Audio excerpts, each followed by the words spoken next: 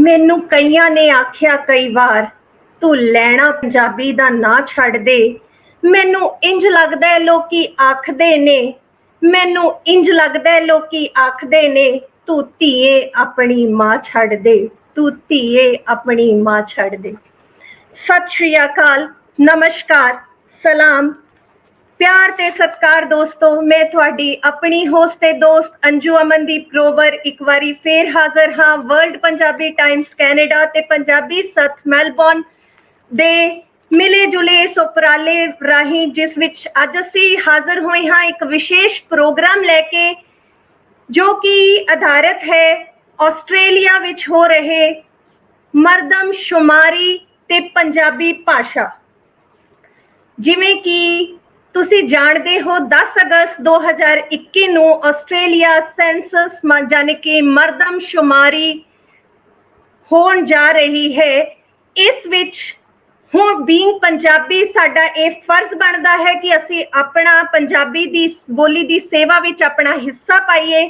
ਤੇ ਸਾਡੇ ਇਸੇ ਹੀ ਵਿਸ਼ੇ ਤੇ ਸਾਡੇ ਨਾਲ ਜੁੜੇ ਨੇ ਅੱਜ ਦੇ ਵਿਸ਼ੇਸ਼ ਮਹਿਮਾਨ, ਜਿਹੜੇ ਕਿ ਕਿਸੇ ਜਾਣ ਪਹਿਚਾਣ ਦੇ ਮੁਹਤਾਜ ਨਹੀਂ ਹਨ। ਉਹ ਆਸਟ੍ਰੇਲੀਆ ਦੇ ਸੀਨੀਅਰ ਪੱਤਰਕਾਰ, ਪੰਜਾਬੀ ਅਖਬਾਰ ਦੇ ਐਡੀਟਰ, ਹਰਮਨ ਰੇਡੀਓ ਪ੍ਰੋਗਰਾਮ ਰਾਹੀਂ ਹੋਵੇ ਜਾਂ YouTube ਚੈਨਲ ਪੇਂਡੂ ਆਸਟ੍ਰੇਲੀਆ ਰਾਹੀਂ ਹੋਵੇ, ਉਹ ਪੰਜਾਬੀ ਮਾਂ ਬੋਲੀ ਦੀ ਨਿਰੰਤਰ ਸੇਵਾ ਕਰ ਰਹੇ ਨੇ ਤੇ ਉਸ ਦਾ ਪ੍ਰਚਾਰ ਤੇ ਪ੍ਰਸਾਰ ਤਨੋ ਮਨੋ ਧਨੋ ਕਰ ਰਹੇ ਨੇ। ਉਹਨਾਂ ਨੂੰ 3 ਵਾਰ ਗਵਰਨਰ ਮਲਟੀ ਕਲਚਰਲ ਅਵਾਰਡ ਨਾਲ ਸਨਮਾਨਿਤ ਕੀਤਾ ਗਿਆ, ਚਾਹੇ ਉਹ 2013 ਹੋਵੇ, 14 ਹੋਵੇ ਜਾਂ 2020 ਹੋਵੇ।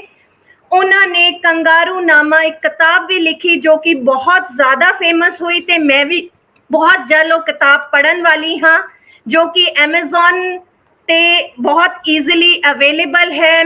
ਮੇਰੀ ਮੁਰਾਦ ਮਿੰਟੂ ਬਰਾੜ ਜੀ ਤੋਂ ਹੈ। ਬਹੁਤ ਬਹੁਤ ਮਿਹਰਬਾਨੀ ਅੰਜੂ ਜੀ, ਤੇ ਐਡੇ ਸੋਹਣੇ ਪਿਆਰੇ ਸ਼ਬਦ ਜਿੰਨੇ ਤੁਸੀਂ ਮੈਨੂੰ ਦਿੱਤੇ ਆ, ਮੈਂ ਨਹੀਂ ਲੱਗਦਾ ਮੈਂ ਹਲੇ ਇਹਨਾਂ ਦੇ ਕਾਬਲ ਆ। ਪਰ ਹਾਂ, ਤੁਸੀਂ ਜਦੋਂ ਇਦਾਂ ਕੋਈ ਵੀ ਮੈਨੂੰ ਸੱਜਣ ਮਿੱਤਰ ਕੋਈ ਇਦਾਂ ਦੇ ਸਰੋਪੇ ਹੁੰਦੇ ਆ, ਇਹਨਾਂ ਦੀ ਬਖਸ਼ਿਸ਼ ਹੁੰਦੀ ਆ, ਤਾਂ ਮੇਰੇ ਦਾਇਰੇ ਜ਼ਰੂਰ ਹੋਰ ਬਣ ਜਾਂਦੇ ਆ ਤੇ ਮੇਰੀਆਂ ਮੰਜ਼ਿਲਾਂ ਹੋਰ ਦੂਰ ਹੋ ਜਾਂਦੀਆਂ ਤੇ ਮੈਨੂੰ ਹੋਰ ਫਿਰ ਮਿਹਨਤ ਕਰਨ ਵੱਲ ਪ੍ਰੇਰਦੀਆਂ ਵੀ ਜੇ ਇਹੋ ਜਿਹੀ ਇੰਟਰੋਡਕਸ਼ਨ ਤੁਹਾਡੇ ਬਾਰੇ ਦਿੱਤੀ ਜਾ ਰਹੀ ਆ ਤਾਂ ਇਹਦੇ ਤੇ ਜਾਣਾ ਵੀ ਬਣਦਾ ਫਰਜ਼, ਕਿਉਂਕਿ ਮੈਂ ਤਾਂ ਅੰਦਰੋਂ ਜਾਣਦਾ ਹੀ ਆ ਵੀ ਮੈਂ ਕਿੰਨਾ ਕੁ ਪਹੁੰਚਿਆ ਜਾਂ ਕਿੱਥੋਂ ਕੁ ਤੱਕ ਇਮਾਨਦਾਰੀ ਨਾਲ ਆਪਦਾ ਕਰਦਾ ਵਿਸ਼ਲੇਸ਼ਣ। ਸੋ ਕੋਸ਼ਿਸ਼ ਕਰਾਂਗਾ ਜੀ ਜਿਹੇ ਜਿਹਾ ਤੁਸੀਂ ਸੋਚਦੇ ਹੋ ਉਹ ਜਿਹੇ ਅਸੀਂ ਬਣ ਸਕਾਂ। ਬਿਲਕੁਲ ਜੀ। ਸਾਡੇ ਨਾਲ ਚਰਚਾ ਦੇ ਵਿਸ਼ੇ ਵਿੱਚ ਇੱਕ ਹੋਰ ਸਾਡੇ ਨਾਲ ਜੁੜ ਰਹੇ ਨੇ, ਜੋ ਕਿ ਆਸਟ੍ਰੇਲੀਆ ਵਿੱਚ ਬੈਠੀ ਹੋਈ ਉਹ ਨਾਰੀ ਹੈ ਜੋ ਕਿ ਆਸਟ੍ਰੇਲੀਆ ਵਿੱਚ ਬੈਠ ਕੇ ਤਨੋ ਮਨੋ ਧਨੋ ਪੰਜਾਬੀ ਮਾਂ ਬੋਲੀ ਦੀ ਝੋਲੀ ਸਾਹਿਤਕਾਰ, ਐਜ਼ ਐਂਕਰ, ਐਜ਼ ਪਾਠਕ ਬਹੁਤ ਕੁਝ ਪਾ ਰਹੀ ਹੈ, ਜੋ ਕਿ ਪੰਜਾਬੀ ਸੱਥ ਮੈਲਬੌਰਨ ਦੇ ਪ੍ਰੈਜ਼ੀਡੈਂਟ ਹੈ ਤੇ ਲੋਕਾਂ ਨੂੰ, ਜੋ ਕਿ ਪੰਜਾਬੀ ਸੁਣਨ ਵਾਲਿਆਂ ਨੂੰ ਕਾਵਿਕ ਰੁਚੀਆਂ ਤੇ ਸਾਹਿਤਿਕ ਰੁਚੀਆਂ ਰਾਹੀਂ ਲੋਕ ਡਿਫਰੈਂਟ ਪ੍ਰੋਗਰਾਮਸ ਰਾਹੀਂ ਆਪਣੇ ਚੈਨਲ ਤੇ ਕਰਕੇ ਲੋਕਾਂ ਨੂੰ ਪੰਜਾਬੀ ਮਾਂ ਬੋਲੀ ਨਾਲ ਜੋੜ ਰਹੀ ਹੈ। ਮੇਰੀ ਮੁਰਾਦ ਮੰਧੂ ਤਨਹਾ ਜੀ ਤੋਂ ਹੈ।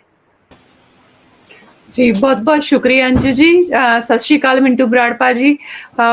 ਮੈਂ ਇੱਕ ਪਾਠਕ ਦੇ ਤੌਰ ਤੇ ਖਾਸ ਕਰਕੇ ਇੱਕ ਪੰਜਾਬੀ ਮਾਂ ਦੇ ਤੌਰ ਤੇ ਤੁਹਾਡੇ ਸਾਰਿਆਂ ਦੇ ਨਾਲ ਜੁੜੀ ਹਾਂ ਤੇ ਮੈਨੂੰ ਸੁਭਾਗ ਹੈ, ਮੈਂ ਖੁਸ਼ੀ ਤੇ ਮਾਣ ਮਹਿਸੂਸ ਕਰ ਰਹੀ ਹਾਂ ਕਿ ਅੱਜ ਮਿੰਟੂ ਬਰਾੜ ਵੀਰ ਜੀ ਨੂੰ ਮੈਂ ਲਾਈਵ ਤੇ ਆਪਣੇ ਨਾਲ ਸੁਣਾਂਗੀ। ਬਹੁਤ ਬਹੁਤ ਸ਼ੁਕਰੀਆ ਤੁਹਾਡਾ।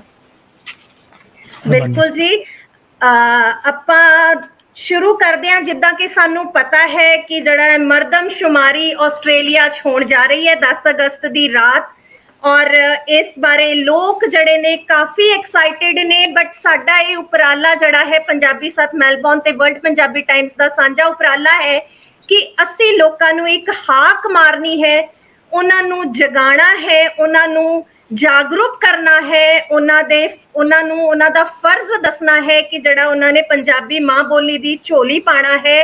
ਔਰ ਉਹ ਕੋਈ ਪੈਸਾ ਲਗਾ ਕੇ ਨਹੀਂ ਹੈ, ਉਹ ਸਿਰਫ ਇੱਕ ਫਾਰਮ ਭਰ ਕੇ ਹੈ ਜਿਹਦੇ ਵਿੱਚ ਕਿ ਉਹਨਾਂ ਨੇ ਹਿੱਸਾ ਲੈਣਾ ਹੈ, ਆਪਣੇ ਆਪ ਨੂੰ ਪੰਜਾਬੀ ਦੱਸਣਾ ਹੈ ਤੇ ਉਹਦੇ ਨਾਲ ਨਾਲ ਆਪਣੀ ਮਾਂ ਬੋਲੀ ਪੰਜਾਬੀ ਜ਼ਰੂਰ ਭਰਨੀ ਹੈ। ਸੋ ਆਪਾਂ ਸ਼ੁਰੂ ਕਰਦੇ ਹਾਂ। ਮੇਰਾ ਪਹਿਲਾ ਸਵਾਲ ਮਿੰਟੂ ਜੀ ਤੁਹਾਡੇ ਤੋਂ ਹੈ ਮਰਦਮਸ਼ੁਮਾਰੀ ਕੀ ਹੈ ਤੇ ਇਸ ਦੀ ਲੋੜ ਸਾਨੂੰ ਕਿਉਂ ਪੈਂਦੀ ਹੈ? ਦੇਖੋ, ਜੇ ਤੁਸੀਂ ਖਾਸ ਕਰਕੇ ਮੈਂ ਕਾਮਨਵੈਲਥ ਕੰਟਰੀਜ਼ ਦੀ ਬਾਰੇ ਜ਼ਿਆਦਾ ਗੱਲ ਕਰੂੰਗਾ ਇੱਥੇ। ਵੈਸੇ ਤਾਂ ਮਰਦਮਸ਼ੁਮਾਰੀ ਲਈ ਕਿਸੇ ਵੀ ਕੋਈ ਵੀ ਮੁਲਕ ਇਸ ਤੋਂ ਪਰੇ ਨਹੀਂ ਹੈ, ਸਾਰੇ ਮੁਲਕ ਜੁੜੇ ਹੋਏ ਆ। ਪਰ ਥੋੜੀ ਜਿਹੀ ਇੱਕ ਕਾਮਨ ਗੱਲ ਆ ਰਹੀ ਆ ਕਾਮਨਵੈਲਥ ਕੰਟਰੀਜ਼ ਦੇ ਵਿੱਚ। ਕਾਰਨ ਕੀ ਆ ਵੀ ਇਹਨਾਂ ਦਾ ਸੰਵਿਧਾਨ ਕਾਫੀ ਨੇੜੇ ਆ, ਤੇ ਇਹ ਸਾਰੇ ਨੇ ਤਕਰੀਬਨ ਜਿਹੜਾ ਬੇਸ ਆ ਉਹ ਬ੍ਰਿਟਿਸ਼ ਜਿਹੜੇ ਸੰਵਿਧਾਨ ਨੂੰ ਵਰਤਿਆ ਹੋਇਆ। ਤਾਂ ਜਦੋਂ ਕੋਈ ਸੰਵਿਧਾਨ ਬਣਦੇ ਆ, ਹੌਲੀ ਹੌਲੀ ਉਹਨਾਂ 'ਚ ਸੁਧਾਰ ਹੁੰਦੇ ਆ, ਤੇ ਉਹਨਾਂ ਦੇ ਵਿੱਚ ਫਿਰ ਲੋੜਾਂ ਮੁਤਾਬਕ ਸੋਧ ਹੁੰਦੇ ਆ, ਤੇ ਹੌਲੀ ਹੌਲੀ ਇਹ ਚੀਜ਼ਾਂ ਕਾਨੂੰਨ ਬਣਦੇ ਆ। ਤਾਂ ਜਿਹੜੀ ਉਹ ਕਾਨੂੰਨ ਬਣਨ ਲਈ ਜਿਹੜੀ ਸਭ ਤੋਂ ਵੱਡੀ ਅੜਚਨ ਆਉਂਦੀ ਸੀ ਜਾਂ ਅੜਚਨ ਸੀ, ਉਹ ਸੀਗੀ ਵੀ ਸਾਨੂੰ ਇਹ ਨਹੀਂ ਪਤਾ ਲੱਗਦਾ ਸੀ ਵੀ ਜੇ ਹੁਣ ਅਸੀਂ ਮੰਨ ਲਓ, ਮੈਂ ਸਰਲ ਭਾਸ਼ਾ 'ਚ ਦੱਸਾਂ ਤਾਂ ਅੱਜ ਅਸੀਂ 4 ਜਣੇ ਆ ਗਏ, 4 ਜਣੇ ਬੈਠੇ ਆ, 4 ਜਣਿਆਂ 'ਚ ਸਾਨੂੰ ਨਹੀਂ ਪਤਾ ਕਿੰਨੇ ਵੈਜੀਟੇਰੀਅਨ ਆ, ਕਿੰਨੇ ਨੌਨ ਵੈਜੀਟੇਰੀਅਨ ਆ, ਕਿੰਨੇ ਕੁ ਅਲਕੋਹਲ ਲੈਂਦੇ ਆ, ਕਿੰਨੇ ਕੁ ਨਹੀਂ ਲੈਂਦੇ। ਸੋ ਇਸ ਕਰਕੇ ਸਾਨੂੰ ਜਾ ਕੇ ਕਿਤੇ ਵੀ ਆਪਣੀ ਇਹ ਦੇਣੀ ਪੈਂਦੀ ਆ ਵੀ ਭਾਈ ਮੈਂ ਵੈਜੀਟੇਰੀਅਨ ਆ, ਮੈਂ ਅਲਕੋਹਲ ਨਹੀਂ ਲੈਂਦਾ, ਮੇਰੇ ਲਈ ਆ ਖਾਸ ਧਿਆਨ ਰੱਖੋ। ਤਾਂ ਇਹੀ ਚੀਜ਼ਾਂ ਸਰਕਾਰਾਂ ਨੂੰ ਮਹਿਸੂਸ ਹੋਈਆਂ ਵੀ ਜੇ ਕੋਈ ਸਾਡੇ ਕੋਲੇ, ਸਾਨੂੰ ਇਹ ਨਹੀਂ ਪਤਾ ਸਾਡੀ ਆਬਾਦੀ ਆ ਉਹ ਕੀ ਚਾਹੁੰਦੀ ਆ, ਉਹ ਕਿੱਥੇ ਕਿੰਨੇ ਲੋਕ ਵੱਸਦੇ ਆ, ਕਿੰਨੀ ਉਮਰ ਵਰਗ ਦੇ ਵੱਸਦੇ ਆ। ਮੰਨ ਲੈਂਦੇ ਆ ਇੱਕ ਪਾਸੇ ਉਮਰ ਵਰਗ ਆ ਜਿਹੜੀ ਉਹ ਬੱਚਿਆਂ ਦੀ ਜ਼ਿਆਦੇ ਆ, ਤੇ ਉਹਨਾਂ ਨੂੰ ਪਤਾ ਲੱਗਣਾ ਵੀ ਇਸ ਏਰੀਏ ਦੇ ਵਿੱਚ ਸਕੂਲਾਂ ਦੀ ਲੋੜ ਆ। ਮੰਨ ਲੈਂਦੇ ਆ ਵੀ ਕਿਤੇ ਬਜ਼ੁਰਗਾਂ ਦੀ ਜ਼ਿਆਦੇ ਆ ਤਾਂ ਉੱਥੇ ਬਜ਼ੁਰਗਾਂ ਵਾਲੀਆਂ ਚੀਜ਼ਾਂ ਦੀ ਲੋੜ ਆ। ਸੋ ਇਹ ਸਾਰੀਆਂ ਚੀਜ਼ਾਂ ਨੂੰ ਧਿਆਨ 'ਚ ਰੱਖਦੇ ਹੋਏ ਸੈਂਸਸ ਜਾਂ ਮਰਦਮਸ਼ੁਮਾਰੀ ਹੁੰਦੀ ਹੈ ਜੀ। ਅੱਡੋ ਅੱਡ ਮੁਲਕਾਂ ਦਾ ਆਪਦਾ ਟਾਈਮ ਆ, ਕਿਤੇ 10 ਸਾਲਾਂ ਤੋਂ, ਕਿਤੇ 5 ਸਾਲਾਂ ਤੋਂ ਹੁੰਦੀ ਆ। ਵੈਸੇ ਮੇਰਾ ਇਹ ਮੰਨਣਾ ਵੀ ਭਾਵੇਂ ਇੱਕ ਗਵਰਨਮੈਂਟ ਦੇ ਉੱਤੇ ਬੋਝ ਆ, ਇਹ ਵੱਡਾ ਖਰਚਾ ਹੁੰਦਾ ਸਰਕਾਰ ਦੇ ਉੱਤੇ ਜਦੋਂ ਮਰਦਮਸ਼ੁਮਾਰੀ ਹੁੰਦੀ ਆ। ਤੁਸੀਂ ਦੇਖੋ ਘਰ ਘਰ ਚਿੱਠੀ ਪਹੁੰਚਾਉਣੀ, ਹੋਰ ਕਰਨੀ ਹੁੰਦੀ ਆ ਖਰਚਾ। ਖਾਸ ਕਰਕੇ ਇੰਡੀਆ ਵਰਗੇ ਵੱਡੇ ਕੰਟਰੀਜ਼ ਦਾ ਬਹੁਤ ਜ਼ਿਆਦਾ ਖਰਚੇ ਦਾ ਘਰ ਆ। ਪਰ ਫਿਰ ਵੀ ਜੇ 5 ਸਾਲੀਆਂ ਯੋਜਨਾਵਾਂ ਬਣਦੀਆਂ ਸਰਕਾਰਾਂ ਦੀਆਂ, ਤਾਂ ਉਹ ਮਰਦਮਸ਼ੁਮਾਰੀ ਬਿਨਾਂ ਉਹ ਯੋਜਨਾਵਾਂ ਜਿਹੜੀਆਂ ਬਣੀਆਂ ਉਹ ਵਧੀਆ ਨਹੀਂ ਯੋਜਨਾਵਾਂ ਹੁੰਦੀਆਂ, ਲੋਕਾਂ ਨੂੰ ਉਹ ਨਤੀਜੇ ਨਹੀਂ ਦੇ ਪਾਉਂਦੀਆਂ। ਸੋ ਬੈਸਟ ਤਾਂ 5 ਸਾਲਾਂ ਵਾਲਾ ਹੀ ਆ। ਤੇ ਆਸਟ੍ਰੇਲੀਆ ਤਾਂ ਅਫੋਰਡ ਕਰ ਲੈਂਦਾ, ਇਹਦੀ ਆਬਾਦੀ ਬੜੀ ਸੀਮਤ ਆ। ਜੇ ਆਬਾਦੀ ਪੰਜਾਬ ਦੀ ਜਿੰਨੀ ਆਬਾਦੀ ਆ 2-2.5 ਕਰੋੜ, ਤਾਂ ਉਹਦੇ ਲਈ ਉਹਨਾਂ ਨੂੰ ਗਿਣਤੀ ਮਿਣਤੀ ਕਰਨੀ ਕੋਈ ਔਖੀ ਨਹੀਂ। ਇਹ ਮਰਦਮਸ਼ੁਮਾਰੀ ਦੀ ਲੋੜ ਹੀ ਇਹ ਹੈ ਜੀ ਵੀ ਤਾਂ ਕਿ ਆਉਣ ਵਾਲੇ ਦਿਨਾਂ ਦੇ ਵਿੱਚ ਸਰਕਾਰਾਂ ਨੂੰ ਪਤਾ ਹੋਵੇ ਇੱਕ ਰੂਪ ਰੇਖਾ ਬਣਾਉਣ ਲਈ ਵੀ ਉਹਨਾਂ ਨੂੰ ਕਿੰਨੀ ਟਰਾਂਸਪੋਰਟ ਹੋਰ ਚਾਹੀਦੀ ਆ, ਉਹਨਾਂ ਨੂੰ ਕਿੰਨੇ ਸਕੂਲ ਹੋਰ ਚਾਹੀਦੇ ਆ, ਕਿੰਨੇ ਹਾਈ ਐਜੂਕੇਸ਼ਨ ਦੇ ਚਾਹੀਦੇ ਆ, ਕਿੰਨੇ 올ਡ ਏਜ ਹੋਮ ਚਾਹੀਦੇ ਆ। ਸੋ ਕਿੰਨਾ ਬਜਟ ਕਿੱਧਰ ਚਾਹੀਦਾ, ਇਨਫਰਾਸਟ੍ਰਕਚਰ ਦੇ ਵਿੱਚ ਕਿੱਥੇ ਤੇਜ਼ੀ ਨਾਲ ਕੰਮ ਕਰਨਾ ਅਸੀਂ। ਜੇ ਮੰਨ ਲਈਏ ਜ਼ਿਆਦਾ ਆਬਾਦੀ ਯੰਗ ਦੀ ਆ ਰਹੀ ਆ ਤਾਂ ਉਹਨਾਂ ਨੂੰ ਅਸੀਂ ਜੌਬਾਂ ਕਿਵੇਂ ਕ੍ਰੀਏਟ ਕਰਕੇ ਦੇਣੀਆਂ ਉਹਨਾਂ ਲਈ। ਸੋ ਬਹੁਤ ਸਾਰੀਆਂ ਗੱਲਾਂ ਇਹਦੇ ਵਿੱਚ ਆ ਜਾਂਦੀਆਂ ਜੀ। ਇਸ ਲਈ ਮਰਦਮਸ਼ੁਮਾਰੀ ਇੱਕ ਬਹੁਤ ਜ਼ਿਆਦਾ ਅਹਿਮ ਹਿੱਸਾ ਕਿਸੇ ਵੀ ਮੁਲਕ ਦੀ ਤਰੱਕੀ ਦਾ। ਬਹੁਤ ਵਧੀਆ, ਬਿਲਕੁਲ ਸਹੀ ਦੱਸਿਆ ਤੁਸੀਂ। ਮਧੂ ਜੀ, ਮੇਰਾ ਦੂਸਰਾ ਸਵਾਲ ਤੁਹਾਨੂੰ ਹੈ ਕਿ ਆਸਟ੍ਰੇਲੀਆ ਵਿੱਚ ਮਰਦਮਸ਼ੁਮਾਰੀ ਦਾ ਪੰਜਾਬੀਆਂ ਨੂੰ ਕਿਵੇਂ ਫਾਇਦਾ ਹੈ? ਇਹ ਪੰਜਾਬੀਆਂ ਲਈ ਕਿਵੇਂ ਫਾਇਦੇਮੰਦ ਹੈ? ਜੀ ਅੰਜੂ ਜੀ, ਬਹੁਤ ਵਧੀਆ ਸਵਾਲ ਹੈ। ਤੇ ਕਿਸੇ ਵੀ ਦੇਸ਼ ਦੇ ਵਿੱਚ ਵੈਸੇ ਤਾਂ ਜਦੋਂ ਵੀ ਮਰਦਮਸ਼ੁਮਾਰੀ ਹੁੰਦੀ ਹੈ ਤਾਂ ਜਿਵੇਂ ਮਿੰਟੂ ਬਰਾੜ ਭਾਜੀ ਨੇ ਦੱਸਿਆ ਕਿ ਸਰਕਾਰ ਨੂੰ ਪਾਲਿਸੀਆਂ ਬਣਾਉਣ ਦੀ ਜਿਹੜੀ ਮਦਦ ਮਿਲਦੀ ਹੈ ਉਹਦੇ ਤੋਂ। ਆਸਟ੍ਰੇਲੀਆ ਇੱਕ ਮਲਟੀਕਲਚਰਲ ਦੇਸ਼ ਹੈ ਤੇ ਦੁਨੀਆ ਦਾ ਸਭ ਤੋਂ ਜਿਹੜਾ ਸਕਸੈਸਫੁਲ ਮਲਟੀਕਲਚਰਲ ਦੇਸ਼ ਮੰਨਿਆ ਗਿਆ ਆਸਟ੍ਰੇਲੀਆ ਨੂੰ, ਜਿੱਥੇ ਵੱਖ-ਵੱਖ ਦੇਸ਼ਾਂ ਤੋਂ ਆ ਕੇ ਲੋਕ ਬਹੁਤ ਹੀ ਸਦਭਾਵਨਾ, ਪਿਆਰ ਤੇ ਯੂਨਿਟੀ ਦੇ ਨਾਲ ਰਹਿੰਦੇ ਨੇ। ਕੋਈ ਜਿਹੜੀਆਂ ਜ਼ਿਆਦਾ ਰੇਸੀਅਲ ਅਟੈਕਸ ਨਹੀਂ ਹੁੰਦੇ ਜਾਂ ਇਸ ਤਰ੍ਹਾਂ ਦੇ ਜਿਹੜੇ ਵਾਤਾਵਰਨ ਨਹੀਂ ਹੈਗਾ ਕਿ ਇੱਕ ਦੂਜੇ ਪ੍ਰਤੀ ਨਫ਼ਰਤ ਜਾਂ ਹਿੰਸਾ ਦਾ ਜਿਹੜਾ ਮਾਹੌਲ ਹੋਵੇ। ਤੇ ਜਦੋਂ ਇਸ ਤਰ੍ਹਾਂ ਸੈਂਸਸ ਹੁੰਦਾ ਹੈ, ਜਨਗਣਨਾ ਹੁੰਦੀ ਹੈ, ਅੰਕੜੇ ਇਕੱਠੇ ਹੁੰਦੇ ਆ, ਤਾਂ ਉਹਦੇ ਨਾਲ ਸਰਕਾਰਾਂ ਨੂੰ ਪਾਲਿਸੀਆਂ ਬਣਾਉਣ ਦੇ ਵਿੱਚ ਬਹੁਤ ਫਾਇਦਾ ਮਿਲਦਾ ਹੈ। ਇਸ ਤੋਂ ਇਲਾਵਾ ਕੀ ਹੁੰਦਾ ਕਿ ਸੈਂਸਸ ਹੁੰਦਾ ਤੇ ਪਤਾ ਲੱਗਦਾ ਕਿ ਕਿਸ ਏਰੀਆ ਦੇ ਵਿੱਚ ਕਿਹੜੀ ਕਮਿਊਨਿਟੀ ਦਾ ਬੋਲਬਾਲਾ ਜ਼ਿਆਦਾ ਹੈ, ਤਾਂ ਬਿਜ਼ਨੈਸਿਸ ਨੂੰ ਵੀ ਜਿਹੜਾ ਇੱਕ ਟਾਰਗੇਟ ਕਰਨ ਦਾ ਮੌਕਾ ਮਿਲ ਜਾਂਦਾ। ਜਿਵੇਂ ਕਿ ਜਿਹੜੇ ਏਰੀਆ ਦੇ ਵਿੱਚ ਅਸੀਂ ਆ, ਇੱਥੇ ਪੰਜਾਬੀਆਂ ਦੀ ਬਹੁਤਾਤ ਹੈ, ਤਾਂ ਜਿਹੜੀਆਂ ਸੁਪਰ ਮਾਰਕੀਟਸ ਨੇ ਉਹਨਾਂ ਨੇ ਸਪੈਸ਼ਲ ਇੰਡੀਅਨ ਸੈਕਸ਼ਨ ਬਣਾਏ ਹੋਏ ਨੇ ਜਿੱਥੇ ਕਿ ਦਾਲ, ਆਟਾ, ਚੌਲ ਸਭ ਕੁਝ ਮਿਲ ਜਾਂਦਾ। 13-14 ਸਾਲ ਪਹਿਲਾਂ ਜਦੋਂ ਅਸੀਂ ਆਸਟ੍ਰੇਲੀਆ ਆਏ ਸੀ ਤੇ ਮੈਨੂੰ ਯਾਦ ਹੈ ਕਿ ਸਿਰਫ ਇੰਡੀਅਨ ਸ਼ਾਪ ਜਿਹੜੀ ਹੁੰਦੀ ਸੀ ਉਹ ਇੱਕ ਸੋਰਸ ਹੁੰਦਾ ਸੀ ਆਟਾ ਲੈ ਕੇ ਆਉਣ ਦਾ। ਪਰ ਹੁਣ ਜਦੋਂ ਵੱਡੀਆਂ ਸੁਪਰ ਮਾਰਕੀਟਾਂ ਨੂੰ ਪਤਾ ਲੱਗ ਰਿਹਾ ਕਿ ਇੱਥੇ ਜਿਹੜੀ ਪੰਜਾਬੀ ਕਮਿਊਨਿਟੀ ਜਾਂ ਇੰਡੀਅਨ ਕਮਿਊਨਿਟੀ ਜ਼ਿਆਦਾ, ਤਾਂ ਉਸ ਤਰ੍ਹਾਂ ਦੇ ਸੁਵਿਧਾਵਾਂ ਮੁਹੱਈਆ ਹੁੰਦੀਆਂ। ਇਸ ਤੋਂ ਇਲਾਵਾ ਸਰਕਾਰਾਂ ਨੂੰ ਵੀ ਪਤਾ ਲੱਗਦਾ ਜਿਸ ਏਰੀਏ ਦੇ ਵਿੱਚ ਆਪਾਂ ਇੱਥੇ ਪਹਿਲਾਂ ਹਿੰਦੀ ਬੋਲਣ ਵਾਲਿਆਂ ਦੀ ਬਹੁਤਾਤ ਸੀ, ਤਾਂ ਆਸਟ੍ਰੇਲੀਆ ਦਾ ਪਹਿਲਾ ਸਕੂਲ ਬਣਿਆ ਸੀ ਇੱਥੋਂ ਦਾ ਰੇਂਜ ਬੈਂਕ ਪ੍ਰਾਇਮਰੀ ਸਕੂਲ, ਜਿੱਥੇ ਦੂਜੀ ਭਾਸ਼ਾ ਹਿੰਦੀ ਸਿਖਾਈ ਜਾਂਦੀ ਸੀ। ਤਾਂ ਇਸ ਤਰ੍ਹਾਂ ਕਰਕੇ ਜੇ ਲੇਟਰ ਔਨ ਕਿਸੇ ਏਰੀਏ ਦੇ ਵਿੱਚ ਪੰਜਾਬੀ ਦੀ ਬਹੁਤਾਤ ਹੁੰਦੀ ਹੈ ਤਾਂ ਸਰਕਾਰੀ ਸਕੂਲਾਂ ਦੇ ਵਿੱਚ ਵੀ ਪੰਜਾਬੀ ਨੂੰ ਦੂਜੀ ਭਾਸ਼ਾ ਦੇ ਵਜੋਂ ਪੜ੍ਹਾਇਆ ਜਾ ਸਕਦਾ। ਜਿਵੇਂ ਕਿ ਆਪਾਂ ਕੈਨੇਡਾ ਦੇ ਵਿੱਚ ਦੇਖਦੇ ਹਾਂ ਕਿ ਪੰਜਾਬੀ ਨੂੰ ਜਿਹੜਾ ਭਾਸ਼ਾ ਦੇ ਵਜੋਂ ਮਾਨਤਾ ਮਿਲੀ ਹੋਈ ਹੈ ਤੇ ਹਰ ਸਕੂਲ ਦੇ ਵਿੱਚ ਪੰਜਾਬੀ ਪੜ੍ਹਾਈ ਜਾਂਦੀ ਹੈ। ਸੋ ਇਹੀ ਉਮੀਦ ਕਰਦੇ ਹਾਂ ਕਿ ਜੇ ਸੈਂਸਸ ਦੇ ਵਿੱਚ ਅਸੀਂ ਆਪਣੀ ਮਾਤ ਬੋਲੀ ਪੰਜਾਬੀ ਲਿਖਦੇ ਹਾਂ ਤਾਂ ਉਹਦਾ ਇਹੀ ਫਾਇਦਾ ਹੋਏਗਾ ਕਿ ਸਰਕਾਰਾਂ ਉਸ ਤਰੀਕੇ ਨਾਲ ਜਿਹੜਾ ਸੈਟਅਪ ਕਰਨਗੀਆਂ, ਬਿਜ਼ਨਸ ਉਸ ਤਰੀਕੇ ਨਾਲ ਸੈਟਅਪ ਹੋਣਗੇ, ਸਕੂਲਾਂ ਨੂੰ ਉਸ ਤਰੀਕੇ ਨਾਲ ਪਤਾ ਲੱਗੂਗਾ ਕਿ ਕਿਸ ਤਰ੍ਹਾਂ ਦੀ ਕਮਿਊਨਿਟੀ ਦੇ ਲੋਕ ਸਾਡੇ ਕੋਲੇ ਵੱਧ ਹੋਣਗੇ।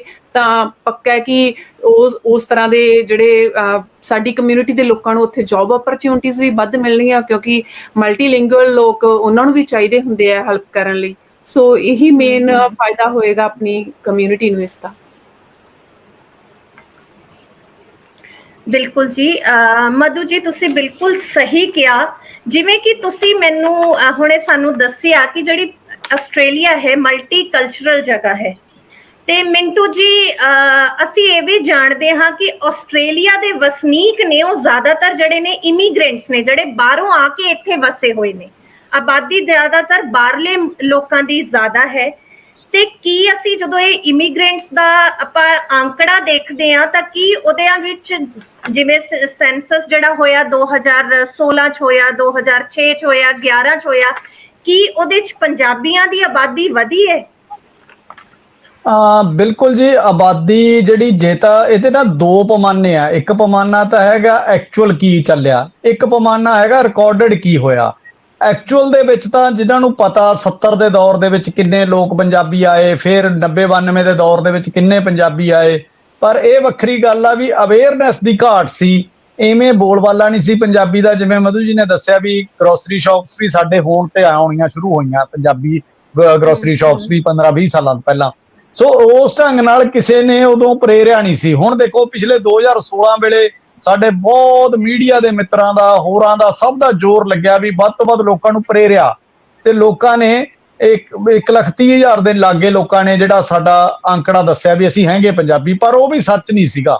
ਮੇਰਾ ਇਹ ਮੰਨਣਾ ਉਹ ਸੱਚ ਨਹੀਂ ਸੀ। 1,30,000 16 ਦੇ ਵਿੱਚ ਵੀ ਉਦੋਂ ਵੀ ਬਹੁਤ ਸਾਰੇ ਲੋਕਾਂ ਦੀ ਨੂੰ ਅਵੇਅਰਨੈਸ ਨਹੀਂ ਸੀ। ਬਹੁਤ ਸਾਰੇ ਲੋਕ ਸਟੇਟਸ ਸਿੰਬਲ ਦੇ ਚੱਕਰ ਦੇ ਵਿੱਚ ਸਨ ਵੀ ਪੰਜਾਬੀ ਲਿਖੇ ਤੋਂ ਸਾਡਾ ਸਟੇਟਸ ਸਿੰਬਲ ਘਟ ਜੂਗਾ। ਇਹ ਇੱਕ ਬਹੁਤ ਕੌੜੀ ਸੱਚਾਈ ਆ, ਸੁਣਨੀ ਔਖੀ ਆ, ਪਰ ਮੈਂ ਬਾਰ-ਬਾਰ ਇਹ ਕਹਿਣਾ, ਮੈਂ ਬਾਰ-ਬਾਰ ਉਸ ਜ਼ਖਮ ਤੇ ਹੱਥ ਲਾਉਣਾ ਤਾਂ ਕਿ ਲੋਕਾਂ ਨੂੰ ਸੋਝੀ ਆ ਜੇ।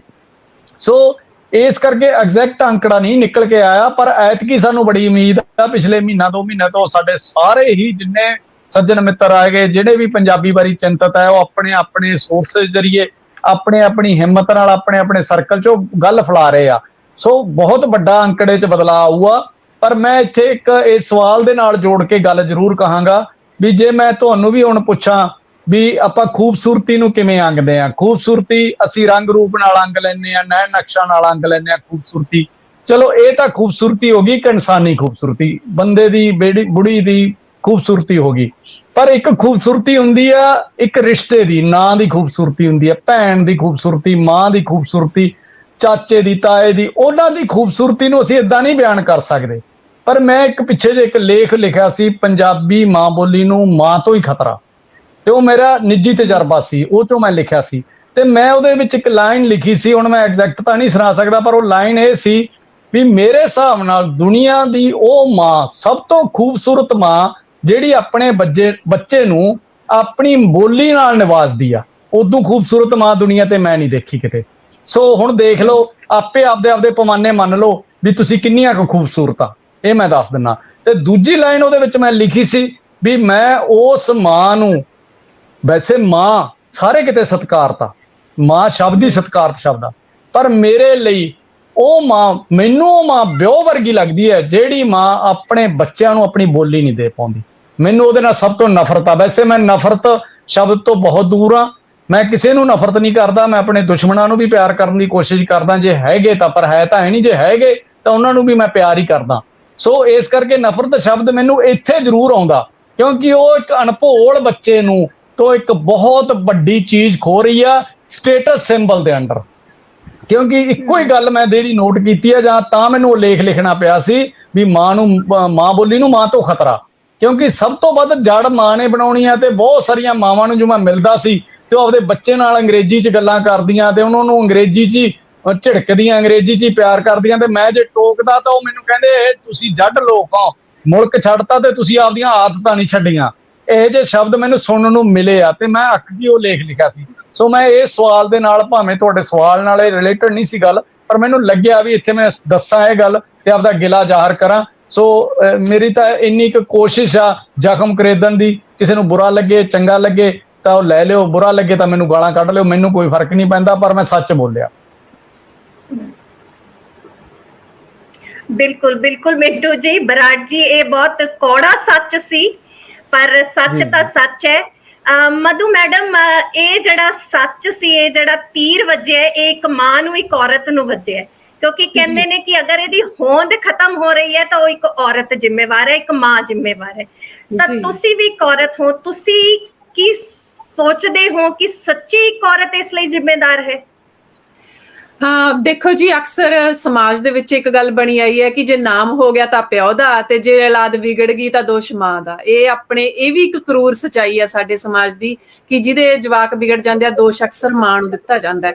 ਖਾਸ ਕਰਕੇ ਆਸਟ੍ਰੇਲੀਆ ਵਰਗੇ ਦੇਸ਼ ਦੇ ਵਿੱਚ ਮੈਂ ਇਹ ਸੱਦਾ ਦੇਵਾਂਗੀ ਕਿ ਇੱਥੇ ਸਿਰਫ ਮਾਵਾਂ ਕਮਾਵਾਂ ਨਹੀਂ ਹੈਗੀਆਂ, ਇੱਥੇ ਪਿਓ ਵੀ ਕਪੋ ਬਣੇ ਹੋਏ ਨੇ, ਕਿਉਂਕਿ ਇੱਥੇ ਮਾਵਾਂ ਜਿਹੜੀਆਂ ਨੇ, ਪੰਜਾਬੀ ਮਾਵਾਂ ਨੇ ਜਾਂ ਭਾਰਤੀ ਮਾਵਾਂ, ਜੋ ਵੀ ਮਾਵਾਂ ਨੇ, ਮਰਦਾਂ ਦੇ ਮੋਢੇ ਨਾਲ ਮੋਢਾ ਜੋੜ ਕੇ ਬਰਾਬਰ ਕੰਮ ਕਰਦੀਆਂ। ਤੇ ਕਈ ਥਾਵਾਂ ਤੇ ਤਾਂ, ਕਈ ਘਰਾਂ ਦੇ ਵਿੱਚ ਮੈਂ ਇਹ ਦੇਖਿਆ ਕਿ ਮਰਦ ਦੀ ਸ਼ਿਫਟ ਤਾਂ 9 ਤੋਂ 2 ਹੈ, ਤੇ ਪਰ ਔਰਤ ਦੀ ਸ਼ਿਫਟ 7 ਤੋਂ 5 ਹੈ।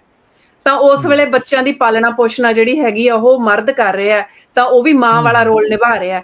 ਇਹਦੇ ਵਿੱਚ ਸਿਰਫ ਇੱਕ ਜਾਤੀ ਪ੍ਰਜਾਤੀ ਜਾਂ ਇੱਕ ਲਿੰਗ ਦੇ ਉੱਤੇ ਸਾਰਾ ਬੋਝ ਪਾ ਦੇਣਾ ਜਿਹੜਾ ਹੈਗਾ, ਮੈਨੂੰ ਲੱਗਦਾ ਇੱਕ ਐਕਸਟਰਾ ਮਾਨਸਿਕ ਬੋਝ ਦੇਣਾ ਹੈ ਔਰਤ ਦੇ ਉੱਤੇ ਕਿ ਜੇ ਤੇਰੇ ਬੱਚੇ ਪੰਜਾਬੀ ਨਹੀਂ ਬੋਲੇ ਤਾਂ ਤੂੰ ਇੱਕ ਫੇਲ ਹੈ, ਸਾਨੂੰ ਤੇਰੇ ਨਾਲ ਨਫ਼ਰਤ ਮਹਿਸੂਸ ਹੁੰਦੀ ਹੈ। ਕਿਉਂਕਿ ਇੱਕ ਮਾਂ ਵੀ ਇੱਥੇ ਸਿਰਫ ਆਪਣੇ ਬੱਚਿਆਂ ਨੂੰ ਸਿਰਫ ਭਾਸ਼ਾ ਸਿਖਾਉਣ ਲਈ ਜ਼ੋਰ ਨਹੀਂ ਲਾ ਰਹੀ, ਉਹਨਾਂ ਨੂੰ ਇੱਕ ਚੰਗੀ ਪਰਵਰਿਸ਼ ਦੇਣ ਲਈ ਜ਼ੋਰ ਲਾ ਰਹੀ ਹੈ।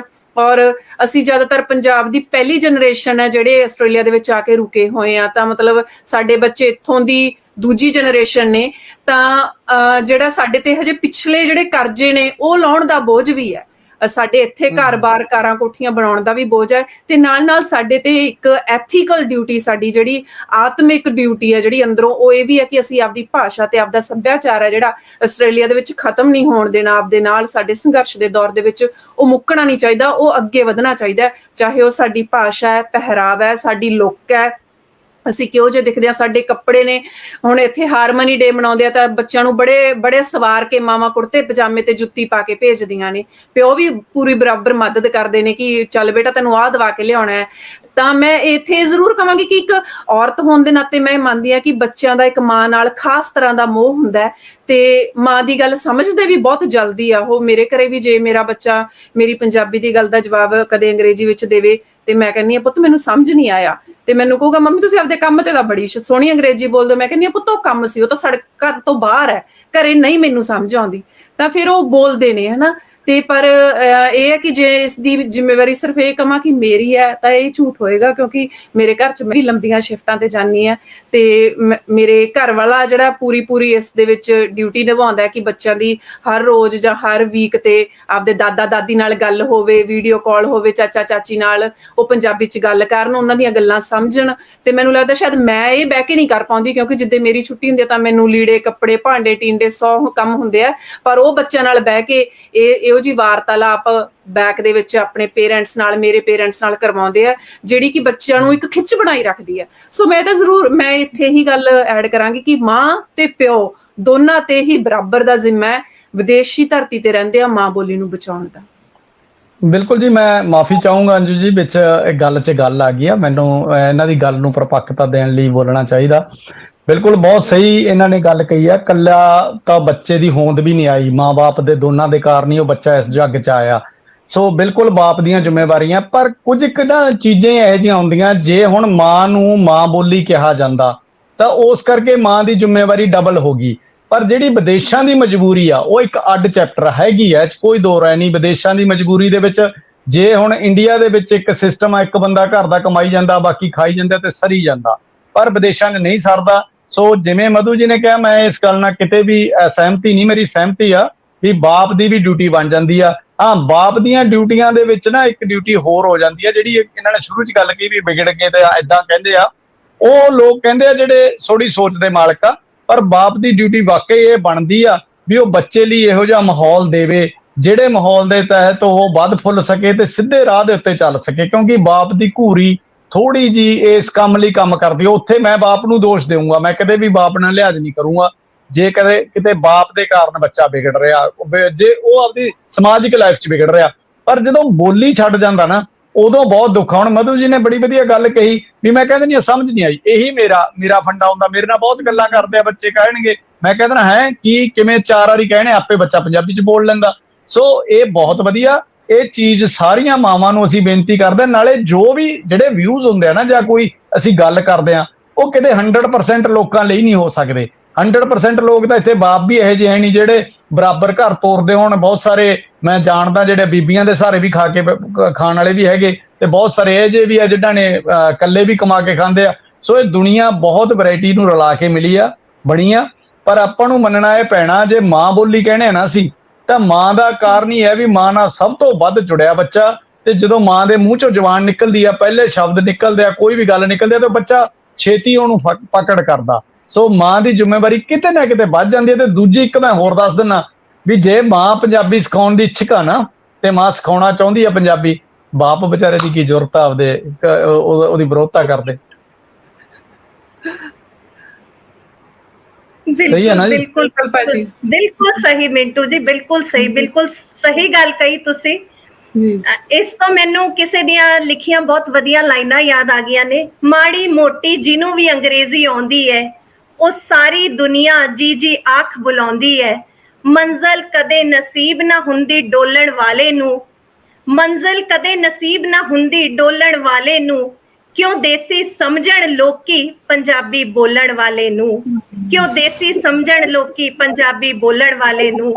ਬੱਚਿਆਂ ਨੂੰ ਵੀ ਰੱਖਦੇ ਲੋਕੀ ਦੂਰ ਪੰਜਾਬੀ ਤੋਂ, ਐਡੀ ਵੀ ਕੀ ਗਲਤੀ ਹੋ ਗਈ ਸਾਡੀ ਬੋਲੀ ਸਾਡੀ ਤੋਂ, ਐਡੀ ਵੀ ਕੀ ਗਲਤੀ ਹੋ ਗਈ ਬੋਲੀ ਸਾਡੀ ਤੋਂ। ਯਾਦ ਰੱਖਿਓ ਦੋਸਤੋ, ਮਿਲੇ ਤਰੱਕੀ ਮਾਂ ਬੋਲੀ ਹੁਣ ਬੋਲਣ ਵਾਲੇ ਨੂੰ, ਮਿਲੇ ਤਰੱਕੀ ਮਾਂ ਬੋਲੀ ਹੁਣ ਬੋਲਣ ਵਾਲੇ ਨੂੰ, ਕਿਉਂ ਦੇਸੀ ਸਮਝਣ ਲੋਕੀ ਪੰਜਾਬੀ ਬੋਲਣ ਵਾਲੇ ਨੂੰ। ਬਿਲਕੁਲ ਜੀ, ਬਹੁਤ ਹੁਣ ਤਾਂ ਅਸੀਂ ਬਸ ਪ੍ਰਾਊਡਲੀ ਮਾਣ ਨਾਲ ਆਪਦੇ ਆਪ ਨੂੰ ਦੇਸੀ ਕਹਾਈਦਾ। ਸਾਨੂੰ ਤੇ ਵਧੀਆ ਲੱਗਦਾ ਜਦੋਂ ਕੋਈ ਸਾਨੂੰ ਦੇਸੀ ਦੱਸਣ ਕਹਿੰਦਾ। ਹਾਂਜੀ, ਮੈਂ ਹੁਣੇ ਇਹੀ ਸੋਚ ਰਹੀ ਸੀ, ਜਿਵੇਂ ਤੁਸੀਂ ਮਿੰਟੂ ਜੀ ਗੱਲ ਕਰ ਰਹੇ ਸੀ, ਤੁਸੀਂ ਗੱਲ ਕਰ ਰਹੇ ਸੀ, ਤਾਂ ਬਾਰ-ਬਾਰ ਇਹ ਨਿਕਲ ਕੇ ਆ ਰਿਹਾ ਸੀ ਵੀ ਜਦੋਂ ਅਸੀਂ ਸਰਵੇ, ਗਵਰਨਮੈਂਟ ਸਰਵੇ ਕਰਦੀ ਹੈ, ਜਿਵੇਂ ਆਸਟ੍ਰੇਲੀਆ 'ਚ ਹੁਣ ਮਰਦਮਸ਼ੁਮਾਰੀ ਹੋ ਰਹੀ ਹੈ, ਜਿਹੜਾ ਸਰਵੇ ਹੋ ਰਿਹਾ ਹੈ, ਤਾਂ ਉਹਦੇ ਵਿੱਚ ਜਿਹੜਾ ਵੈ ਜ਼ਿਆਦਾ ਪੰਜਾਬੀ ਜ਼ਿਆਦਾ ਨੇ ਆਸਟ੍ਰੇਲੀਆ 'ਚ। ਪਰ ਜਦੋਂ ਸਰਵੇ ਹੁੰਦਾ ਤਾਂ ਗਿਣਤੀ ਘੱਟ ਆਉਂਦੀ ਹੈ, ਕਿਉਂਕਿ ਲੋਕ ਆਪਣੀ ਹੋਂਦ ਛੁਪਾਉਂਦੇ ਹੈ। ਜਿੱਥੇ ਕਿ ਮੈਨੂੰ ਇਹ ਸਮਝ ਨਹੀਂ ਆ ਰਹੀ, ਹਰ ਜਗ੍ਹਾ ਪੰਜਾਬੀ ਮਿਊਜ਼ਿਕ ਲੋਕ ਸੁਣਦੇ ਹੋ, ਚਾਹੇ ਗੋਰੇ ਹੋਣ, ਅੰਗਰੇਜ਼ ਹੋਣ, ਕੋਈ ਹੋਵੇ, ਉਹਨਾਂ ਨੂੰ ਸਮਝ ਆਏ ਨਾ, ਪਰ ਉਹਨਾਂ ਨੂੰ ਪੰਜਾਬੀ ਮਿਊਜ਼ਿਕ ਵਧੀਆ ਲੱਗਦਾ ਹੈ। ਤਾਂ ਉੱਥੇ ਅਸੀਂ ਆਪਣੀ ਮਾਂ ਬੋਲੀ ਪੰਜਾਬੀ ਬੋਲਣ ਤੋਂ ਕਿਉਂ ਗੁਰੇਜ਼ ਕਰਦੇ ਹਾਂ, ਤੇ ਆਪਣੇ ਆਪ ਨੂੰ ਪੰਜਾਬੀ ਦੱਸਣ 'ਚ ਕਿਉਂ ਸ਼ਰਮ ਮਹਿਸੂਸ ਕਰਦੇ ਹਾਂ? ਬਿਲਕੁਲ, ਤੁਸੀਂ ਜਿਹੜਾ ਇਹ ਗੱਲ ਕਹੀ ਹੈ ਨਾ, ਮੈਂ ਇਹਦਾ ਇੱਕ ਤੁਹਾਨੂੰ ਜਵਾਬ ਦਿੰਨਾਗਾ ਇਸ ਚੀਜ਼ ਦਾ ਵੀ ਜਿਵੇਂ ਜਿਹੜਾ ਤੁਸੀਂ ਕਿਹਾ ਵੀ ਗੁਰੇਜ਼ ਥੋੜੀ ਜੀ ਇੱਕ ਆਪਦੀ ਸਟੇਟਸ ਸਿੰਬਲ ਜਿਹੀ ਗੱਲ। ਪਰ ਮੈਂ ਇੱਥੇ ਇੱਕ ਚੀਜ਼ ਹੋਰ ਨੋਟ ਕੀਤੀ ਹੈ, ਜਿਹੜਾ ਤਾਂ ਸਟੇਟਸ ਸਿੰਬਲ ਵਾਲੇ ਬੰਦੇ ਆ ਉਹ ਤਾਂ ਹਜੇ ਹੈਗੇ ਥੋੜੇ ਜਿਹੇ ਗਿਣਤੀ ਦੇ, ਬਹੁਤੇ ਲੋਕ ਅਵੇਅਰਨੈਸ ਦੀ ਕਮੀ ਵਾਲੇ ਆ। ਸਾਨੂੰ ਕਈ ਵਾਰੀ ਐਂ ਲੱਗਦਾ ਵੀ ਆਸਟ੍ਰੇਲੀਆ ਪਹੁੰਚ ਗਏ ਤਾਂ ਜਿਹੜੇ ਬੰਦੇ ਉਹ ਤਾਂ ਬਾਹਲੇ ਅਵੇਅਰ ਆ, ਉਹਨਾਂ ਨੂੰ ਤਾਂ ਸਾਰਾ ਕੁਝ ਹੀ ਪਤਾ। ਤੇ ਨਹੀਂ, ਇਹ ਨਾ ਆਸਟ੍ਰੇਲੀਆ ਆ ਕੇ ਵੀ ਕੁਝ ਇੱਕ ਮਜਬੂਰੀਆਂ ਆ ਜਾਂਦੀਆਂ ਬੰਦੇ ਦੀਆਂ। ਕੁਝ ਇੱਕ ਬੰਦਾ ਮਨੀ ਮਾਈਂਡਡ ਆ ਤਾਂ ਉਹ ਡਾਲਰਾਂ ਦੇ ਚੱਕਰ 'ਚ ਉਲਝ ਜਾਂਦਾ। ਕਈ ਬੰਦੇ ਇਹੋ ਜਿਹੇ ਆ ਉਹ ਰਿਸ਼ਤੇ ਨਾਤਿਆਂ ਨੂੰ ਭੁੱਲ ਜਾਂਦੇ ਆ, ਬਸ ਆਪਦੀ ਇੱਕ ਜਿਹੜੀ 99 ਦਾ ਗੇਟ ਜਿਹਨੂੰ ਕਹਿਣਾ ਹੁੰਦਾ, ਮੈਂ 99 ਦੇ ਗੇਟ 'ਚ ਪੈ ਜਾਂਦੇ ਆ। ਕੰਮ ਤੋਂ ਘਰੇ ਉਹਨਾਂ ਨੂੰ ਕੱਖ ਨਹੀਂ ਪਤਾ ਹੁੰਦਾ। ਜਿਹੜੇ ਲੋਕ ਸੋਸ਼ਲ ਹੁੰਦੇ ਆ, ਇੱਥੇ ਵੀ ਗੁਰੂ ਘਰਾਂ 'ਚ ਜਾਂਦੇ ਆ, ਮੰਦਿਰ ਮਸਜਿਦਾਂ ਜਾਂਦੇ ਆ, ਲੋਕਾਂ ਨਾਲ ਰਿਸ਼ਤੇ ਨਾਤਿਆਂ ਨਾਲ ਨਿਭਦੇ ਆ, ਲੋਕਲ ਨਿਊਜ਼ ਸੁਣਦੇ ਆ, ਤਾਂ ਉਹ ਲੋਕ ਅਵੇਅਰ ਹੁੰਦੇ ਆ, ਉਹ ਨਹੀਂ ਕਰਦੇ ਗਲਤੀ। ਉਹ ਸੁਣਦੇ ਆ, ਕਿਤੇ ਨਾ ਕਿਤੇ ਉਹਨਾਂ ਨੂੰ ਦਿਮਾਗ 'ਚ ਆ ਜਾਂਦੀ ਆ। ਪਰ ਬਹੁਤੇ ਲੋਕ ਇਹ ਨਹੀਂ ਕਰਦੇ। ਮੈਨੂੰ ਪਿੱਛੇ ਜੇ ਕਿਸੇ ਨੇ ਸਵਾਲ ਕਰਿਆ, ਕਹਿੰਦੇ ਯਾਰ ਤੁਹਾਨੂੰ ਸਾਰੇ ਜਾਣਦੇ ਆ, ਇਹ ਉਹ ਫਲਾਨਾ, ਮੈਂ ਕਿਹਾ ਯਾਰ ਇੱਕ ਡਾਇਲੌਗ ਹੁੰਦੇ ਆ ਰਟੇ ਰਟਾਏ, ਜਿਵੇਂ ਜਗਤ ਪ੍ਰਸਿੱਧ ਦੀ ਮੈਂ ਕਈ ਵਾਰੀ ਗੱਲ ਸੁਣਾਈ, ਇਵੇਂ ਜੀ ਕੀ ਰਟੇ ਰਟਾਈ ਗੱਲ ਹੁੰਦੀ ਆ ਵੀ ਯਾਰ ਬੜਾ ਨਾਂ ਤੇਰਾ, ਬਹੁਤ ਜਾਣਦੇ ਤੈਨੂੰ, ਏਦਾਂ ਲੋਕ ਕਹਿੰਦੇ ਆ। ਪਰ ਮੈਂ ਉਹਦਾ ਤਜਰਬਾ ਕਈ ਵਾਰੀ ਦਿਖਾ ਚੁੱਕਿਆ ਲੋਕਾਂ ਨੂੰ ਵੀ ਆ ਜਾਓ, ਜੇ ਤੁਹਾਨੂੰ ਐ ਲੱਗਦਾ ਨਾ ਵੀ ਮੈਨੂੰ ਸਾਰੇ ਹੀ ਜਾਣਦੇ ਆ, ਸਾਰੇ ਪੰਜਾਬੀ ਜਾਣਦੇ ਜਾਂ ਮੈਨੂੰ ਸੁਣਦੇ ਆ, ਤੇ ਉਹ ਕਿਉਂ ਨਾ ਫਾਰਮ ਭਰਨਗੇ, ਮੈਨੂੰ ਹੁਣ ਕਹਿ ਦਿੰਦੇ ਆ ਵੀ ਤੈਨੂੰ ਸੁਣਦੇ ਆ ਤੂੰ ਕਹਿ, ਸਾਰੇ ਭਰ ਦੇਣਗੇ। ਉਹ ਪਰ ਮੈਂ ਤੁਹਾਨੂੰ ਦਿਖਾ ਦਿੰਦਾ ਕਿ ਯਾਰ ਮੇਰੀ ਗਲੀ 'ਚ ਰਹਿੰਦਾ ਪੰਜਾਬੀ ਨਹੀਂ ਮੈਨੂੰ ਪੈਂਦਾ, ਐ ਜ਼ਰੂਰ ਕਹੀ ਜਾਊਗਾ ਯਾਰ ਬਾਈ ਤੇਰੀ ਸ਼ਕਲ ਦੇਖੀ ਜੀ ਲੱਗਦੀ ਆ, ਇੰਨਾ ਤਾਂ ਕਹਿ ਦੂਗਾ। ਪਰ ਉਹਨੂੰ ਨਹੀਂ ਸੁਣਦਾ, ਉਹਨੂੰ ਪਤਾ ਨਹੀਂ, ਉਹ ਆਪਦੇ ਕੰਮ ਤੇ ਜਾਂਦਾ, ਕੰਮ ਤੋਂ ਆਉਂਦਾ, ਕਿਸੇ ਨੂੰ ਨਹੀਂ ਪਤਾ। ਮੈਂ ਹੁਣ ਅੱਜ ਇਸ ਪਲੇਟਫਾਰਮ ਜਰੀਏ ਜਿੰਨੇ ਸੁਣ ਰਹੇ ਆ, ਮੈਂ ਉਹਨਾਂ ਨੂੰ ਜੇ ਕਹਾਂ ਇਮਾਨਦਾਰੀ ਨਾਲ ਵੀ ਮੈਨੂੰ ਦੱਸ ਦੇਣ ਵੀ ਮੈਂ ਪਿਛਲੇ 15 ਸਾਲ ਤੋਂ ਆਸਟ੍ਰੇਲੀਆ 'ਚ ਮੀਡੀਆ ਚਲਾਈ ਜਾਂਦਾ, ਆਪਦਾ ਦਿਨ ਰਾਤ ਇੱਕ ਕੀਤਾ। ਇਹਨਾਂ ਚੋਂ ਮੈਨੂੰ ਗਿਣਤੀ ਕੱਢ ਕੇ ਦਿਖਾ ਦਿਓ ਕਿੰਨਿਆਂ ਨੇ ਮੇਰਾ ਅਖਬਾਰ ਪੜ੍ਹਿਆ ਜਿਹੜਾ ਕਿ ਨੈਸ਼ਨਲ ਵਾਈਡ ਜਾਂਦਾ, ਕਿੰਨਿਆਂ ਨੇ ਮੈਨੂੰ ਰੇਡੀਓ ਤੇ ਜਿੱਥੇ ਮੈਂ 5 ਤੋਂ 6 ਦਿਨ ਲਗਾਤਾਰ ਘੰਟਾ ਅੱਧਾ ਘੰਟਾ ਜਿਹੜਾ ਆਉਂਦਾ ਐਤਵਾਰ ਨੂੰ 2-2 ਘੰਟੇ ਆਉਂਦਾ, ਕਿੰਨਿਆਂ ਨੇ ਮੈਨੂੰ ਸੁਣਿਆ, ਕਿੰਨਿਆਂ ਨੇ ਪਿੰਡੂ ਆਸਟ੍ਰੇਲੀਆ ਸਾਡਾ ਸ਼ੋਅ ਚੱਲਦਾ, ਕਿੰਨਿਆਂ ਨੇ ਸੁਣਿਆ, ਨਹੀਂ ਸੁਣਿਆ। ਸੋ ਅਵੇਅਰਨੈਸ ਦੀ ਘਾਟ ਉਹ ਆ, ਉਹ 99 ਦੇ ਗੇਟ 'ਚ ਤੁਰੇ ਹੋਏ ਆ ਲੋਕ, ਤੇ ਉਹ ਨਹੀਂ ਕਿਸੇ ਨੂੰ ਸੁਣਦੇ। ਇਵੇਂ ਸਾਰੇ ਅਦਾਰਿਆਂ ਨਾਲ, ਸਾਰੇ ਅਦਾਰੇ ਜਿਵੇਂ ਲੱਖ ਕਹੀ ਜਾਣ ਵੀ ਮੈਨੂੰ ਲੱਖ ਬੰਦਾ ਸੁਣਦਾ, ਮੈਨੂੰ 2 ਲੱਖ ਸੁਣਦਾ, ਮੈਨੂੰ 50,000 ਸੁਣਦਾ, ਨਹੀਂ ਸੁਣਦੇ। ਇਹ ਇੱਕ ਸਾਡੇ ਮਨ ਦੇ ਵਹਿਮ ਤੇ ਬਲਬਲੇ ਆ। ਜਿੰਨੇ ਕੁ ਬੰਦੇ ਸੁਣਦੇ ਆ ਉਹ ਵਾਹ ਜੀ ਵਾਹ ਕਹਿ ਦਿੰਦੇ ਆ, 100 200 400 ਮੇਰੇ ਵਰਗਾ ਛਾਲਾ ਮਾਰਦਾ ਤੁਰਿਆ ਫਿਰਦਾ ਰਹਿੰਦਾ ਵੀ ਮੈਂ ਜਗਤ ਪ੍ਰਸਿੱਧ ਹੋ ਗਿਆ। ਬਸ ਆਹ ਸੱਚਾਈ ਹੈ। ਬਿਲਕੁਲ ਸਹੀ ਕਹਿ ਰਹੇ ਹੋ ਤੁਸੀਂ, ਬਿਲਕੁਲ ਸਹੀ ਕਿਹਾ। ਮਧੂ ਜੀ, ਆਸਟ੍ਰੇਲੀਆ ਦੇ ਇਹੋ ਜਿਹੇ ਕਿਹੜੇ ਇਲਾਕੇ ਨੇ ਜਿੱਥੇ ਪੰਜਾਬੀਆਂ ਦੀ ਗਿਣਤੀ, ਆਬਾਦੀ ਵੱਧ ਕਹਿ ਲੋ ਜਾਂ ਅੰਕੜੇ ਵੱਧ ਆਉਂਦੇ ਨੇ ਜਦੋਂ ਸਰਵੇ ਕੀਤਾ ਜਾਂਦਾ ਹੈ? ਤਾਂ ਕੀ ਸਰਕਾਰ ਨੇ ਕੋਈ ਇਹੋ ਜਿਹੀਆਂ ਨੀਤੀਆਂ ਵੀ ਬਣਾਈਆਂ ਨੇ ਉੱਥੇ ਪੰਜਾਬੀ ਦੀ ਤਰੱਕੀ ਲਈ, ਪ੍ਰਸਾਰ ਲਈ, ਪ੍ਰਚਾਰ ਲਈ? ਜੀ ਬਿਲਕੁਲ ਅੰਜੂ ਜੀ, ਇਹ ਹੈ ਕਿ 2016 ਦੇ ਵਿੱਚ ਜਿਹੜੇ 2 ਖਾਸ ਇਲਾਕੇ ਉੱਭਰ ਕੇ ਆਏ ਸੀਗੇ, ਉਹ ਕਰੈਗੀਬਰਨ ਦਾ ਇਲਾਕਾ ਸੀਗਾ ਜਿੱਥੇ ਲਗਭਗ 4000 ਪੰਜਾਬੀ ਰਹਿੰਦੇ ਸੀਗੇ, ਤੇ ਇੱਕ ਇਲਾਕਾ ਸੀ ਬਲੈਕ ਟਾਊਨ ਦਾ, ਉੱਥੇ ਵੀ ਪੰਜਾਬੀਆਂ ਦੀ ਬਹੁਤਾਤ ਪਾਈ ਗਈ ਸੀ। ਪਰ ਮੈਨੂੰ ਲੱਗਦਾ ਕਿ ਹੁਣ ਜਿਹੜਾ 2021 ਦੇ ਵਿੱਚ ਸੈਂਸਸ ਆਏਗਾ, ਇਹਦੇ ਵਿੱਚ ਜ਼ਰੂਰ ਹੋਰ ਬਹੁਤ ਸਾਰੇ ਜਿਹੜੇ ਸਬਰਬਸ ਨੇ, ਏਰੀਏ ਨੇ, ਉੱਭਰ ਕੇ ਆਉਣਗੇ, ਕਿਉਂਕਿ ਅਸੀਂ ਖੁਦ ਦੇਖ ਰਹੇ ਹਾਂ ਕਿ ਬਹੁਤ ਥਾਵਾਂ ਤੇ ਪੰਜਾਬੀਆਂ ਦੀ ਬਹੁਤਾਤ ਹੋ ਗਈ ਹੈ। ਕਿਉਂਕਿ ਸਾਡੇ ਲੋਕ ਇੱਕ ਕਮਿਊਨਿਟੀ ਦੇ ਵਿੱਚ ਰਹਿਣਾ, ਇੱਕ ਜੁੜ ਕੇ ਰਹਿਣਾ ਪਸੰਦ ਕਰਦੇ ਆ। ਸਾਨੂੰ ਵਧੀਆ ਲੱਗਦਾ ਜਿੱਥੇ ਸਾਡਾ ਗੁਰਦੁਆਰਾ ਹੋਵੇ ਅਸੀਂ ਸਾਰੇ ਇਕੱਠੇ ਜਾ ਸਕੀਏ, ਜਿੱਥੇ ਸਾਡੇ ਮੰਦਿਰ ਹੋਣ ਅਸੀਂ ਇਕੱਠੇ ਜਾ ਸਕੀਏ, ਜਿੱਥੇ ਸਾਡੀ ਕਮਿਊਨਿਟੀ ਹੋਵੇ ਉੱਥੇ ਅਸੀਂ ਇਕੱਠੇ ਜਾ ਸਕੀਏ, ਤੇ ਅਸੀਂ ਜੁੜ ਕੇ ਰਹਿਣਾ ਪਸੰਦ ਕਰਦੇ ਆ। ਇੱਕ ਦੋਸਤ ਨੇ ਕਿਸੇ ਏਰੀਆ 'ਚ ਘਰ ਲਿਆ ਤਾਂ ਜ਼ਿਆਦਾਤਰ ਬਾਕੀ ਦੋਸਤਾਂ ਦੀ ਵੀ ਕੋਸ਼ਿਸ਼ ਹੁੰਦੀ ਹੈ ਕਿ ਉਸ ਏਰੀਏ 'ਚ ਹੀ ਜਾਇਆ ਜਾਵੇ। ਤਾਂ ਉਮੀਦ ਹੈ ਕਿ ਹੁਣ ਇਸ ਵਾਰ ਹੋਰ ਜ਼ਿਆਦਾ ਏਰੀਆਜ਼ ਜਿਹੜੇ ਨੇ ਉਹ ਉੱਭਰ ਕੇ ਆਉਣਗੇ। ਰਹੀ ਗੱਲ ਪਾਲਿਸੀਜ਼ ਦੀ, ਤਾਂ ਸਿਰਫ ਪੰਜਾਬੀ ਨਹੀਂ, ਆਸਟ੍ਰੇਲੀਆ ਦੀ ਸਰਕਾਰ ਹਰ ਭਾਸ਼ਾ ਨੂੰ, ਮਲਟੀਲਿੰਗੁਅਲ ਨੂੰ ਪ੍ਰਮੋਟ ਕਰਨ ਲਈ ਬਹੁਤ ਸਾਰੀਆਂ ਗ੍ਰਾਂਟਸ ਦਿੰਦੀ ਹੈ। ਜੇ ਤੁਸੀਂ ਪੰਜਾਬੀ ਸਕੂਲ ਖੋਲ੍ਹਦੇ ਹੋ, ਮੰਨ ਲਓ ਮੈਂ ਅੱਜ ਉੱਠ ਕੇ ਕਹਾਂ ਕਿ ਮੈਂ ਆਪਦੀ ਆਰਗੇਨਾਈਜੇਸ਼ਨ ਦੇ ਜ਼ਰੀਏ ਜਿਹੜਾ ਪੰਜਾਬੀ ਸਕੂਲ ਖੋਲ੍ਹਣਾ ਹੈ, ਤਾਂ ਮੈਨੂੰ ਗੌਰਮੈਂਟ ਵੱਲੋਂ ਬਹੁਤ ਸਾਰੀਆਂ ਕਮਿਊਨਿਟੀ ਇੰਪਰੂਵਮੈਂਟ ਕਰਨ ਲਈ ਜਾਂ ਕਮਿਊਨਿਟੀ ਕਨੈਕਸ਼ਨਸ ਕਰਨ ਲਈ ਗ੍ਰਾਂਟਸ ਮਿਲਣਗੀਆਂ। ਉਹਦੇ ਲਈ ਪਰ ਤੁਹਾਨੂੰ ਐਫਰਟ ਕਰਨੀ ਪਵੇਗੀ ਕਿ ਉੱਥੇ ਪ੍ਰੋਪਰ ਟੀਚਰ ਹੋਏਗਾ, ਪ੍ਰੋਪਰ ਕਲਾਸਿਸ ਲੱਗਣਗੀਆਂ, ਪ੍ਰੋਪਰ ਸਟੱਡੀ ਮਟੀਰੀਅਲ ਹੋਏਗਾ, ਲੈਸਨ ਪਲਾਨ ਹੋਣਗੇ, ਬੱਚੇ ਆਉਣਗੇ, ਉਹਨਾਂ ਦੇ ਤੁਸੀਂ ਟੈਸਟ ਲਾਓਗੇ।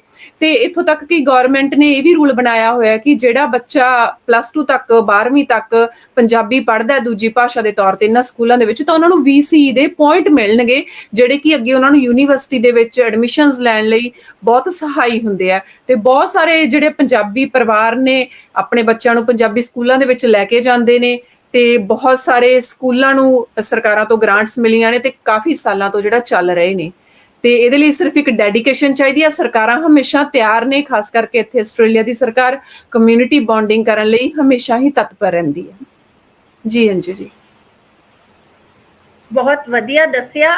ਜੇ ਮਧੂ ਜੀ ਤੁਸੀਂ ਇਹ ਦੱਸਿਆ ਕਿ ਸਰਕਾਰ ਇੰਨੀ ਤਿਆਰ ਰਹਿੰਦੀ ਹੈ, ਗ੍ਰਾਂਟਸ ਦਿੰਦੀ ਹੈ, ਫਿਰ ਅਸੀਂ ਦੇਖਿਆ ਜਾਏ ਤਾਂ ਪੰਜਾਬੀ ਜਦੋਂ ਬੱਚਾ ਵੱਡਾ ਹੁੰਦਾ ਹੈ ਤਾਂ ਉਹਨੂੰ 2 ਹੀ ਸੁਪਨੇ ਹੁੰਦੇ ਆ, ਜਾਂ ਕੈਨੇਡਾ ਜਾ ਕੇ ਸੈੱਟ ਹੋਣਾ ਜਾਂ ਆਸਟ੍ਰੇਲੀਆ। ਅਗਰ ਮੈਂ ਹਿੰਦੁਸਤਾਨ ਦੇ ਬੱਚਿਆਂ ਦੀ ਗੱਲ ਕਰਾਂ ਤਾਂ ਉਹ ਬੱਚਾ ਜਦੋਂ ਥੋੜਾ 14-15 ਸਾਲ ਦਾ ਹੁੰਦਾ, ਉਹਦੇ ਦਿਮਾਗ 'ਚ ਇੱਕ ਹੁੰਦਾ ਵੀ ਆਪਾਂ ਤਾਂ ਭਾਰਤ ਰਹਿਣਾ ਨਹੀਂ, ਅਸੀਂ ਤਾਂ ਜਾਂ ਕੈਨੇਡਾ ਦੀ ਫਲਾਈਟ ਫੜਨੀ ਹੈ ਜਾਂ ਆਸਟ੍ਰੇਲੀਆ ਦੀ ਫੜਨੀ ਹੈ। ਤਾਂ ਫਿਰ ਅਗਰ ਅਸੀਂ ਕੰਪੇਅਰ ਕਰੀਏ ਤਾਂ ਕੈਨੇਡਾ ਵਿੱਚ ਦੇਖੋ ਕਿੰਨਾ ਪੰਜਾਬੀ ਨੂੰ ਮਾਣ ਦਿੱਤਾ ਗਿਆ। ਅਗਰ ਅਸੀਂ ਦੇਖੀਏ ਤਾਂ ਪੋਲਿਟਿਕਸ 'ਚ ਅੱਜ ਸਾਡੇ MLA MP ਪੰਜਾਬੀ ਨੇ, ਪੰਜਾਬੀ ਉੱਥੇ ਸੜਕਾਂ ਦੇ ਨਾਮ ਗੁਰੂ ਨਾਨਕ ਰੋਡ ਔਰ ਇਹ ਸਭ ਸਾਡੇ ਗੁਰੂਆਂ ਦੇ ਨਾਂ ਤੇ ਉੱਥੇ ਦੀਆਂ ਸੜਕਾਂ ਬਣੀਆਂ ਹੋਈਆਂ ਨੇ। ਉੱਥੇ ਪੰਜਾਬੀ ਨੂੰ ਸੈਕੰਡ ਲੈਂਗੁਏਜ ਦਾ ਦਰਜਾ ਦਿੱਤਾ ਗਿਆ, ਸਕੂਲਾਂ 'ਚ ਪੰਜਾਬੀ ਪੜ੍ਹਾਈ ਗਈ ਹੈ। ਉਹ ਫਿਰ ਆਸਟ੍ਰੇਲੀਆ ਉਸ ਜਗ੍ਹਾ ਕਿਉਂ ਪਿੱਛੇ ਰਹਿ ਗਿਆ? ਜੀ ਵੈਸੇ ਤਾਂ ਮੈਨੂੰ ਲੱਗਦਾ ਕਿ ਮਿੰਟੂ ਬਰਾੜ ਭਾਜੀ ਇਹਦਾ ਜਿਹੜਾ ਜਵਾਬ ਹੈ ਉਹ ਬਹੁਤ ਸੋਹਣਾ ਦੇਣਗੇ, ਕਿਉਂਕਿ ਉਹ ਬਹੁਤ ਥਾਵਾਂ ਤੇ ਘੁੰਮੇ ਨੇ ਤੇ ਉਹਨਾਂ ਨੂੰ ਮੇਰੇ ਨਾਲੋਂ ਵੱਧ ਗਿਆਨ ਹੈ। ਪਰ ਜਿੰਨਾ ਕਿ ਮੈਨੂੰ ਪਤਾ ਹੈ, ਮੈਂ ਇਹ ਕਹਾਂਗੀ ਕਿ ਅਸਲ 'ਚ ਆਸਟ੍ਰੇਲੀਆ ਦੇ ਵਿੱਚ ਪੰਜਾਬੀਆਂ ਦਾ ਹੜ੍ਹ 2007, 8 ਤੇ 9 ਦੇ ਵਿੱਚ ਆਇਆ।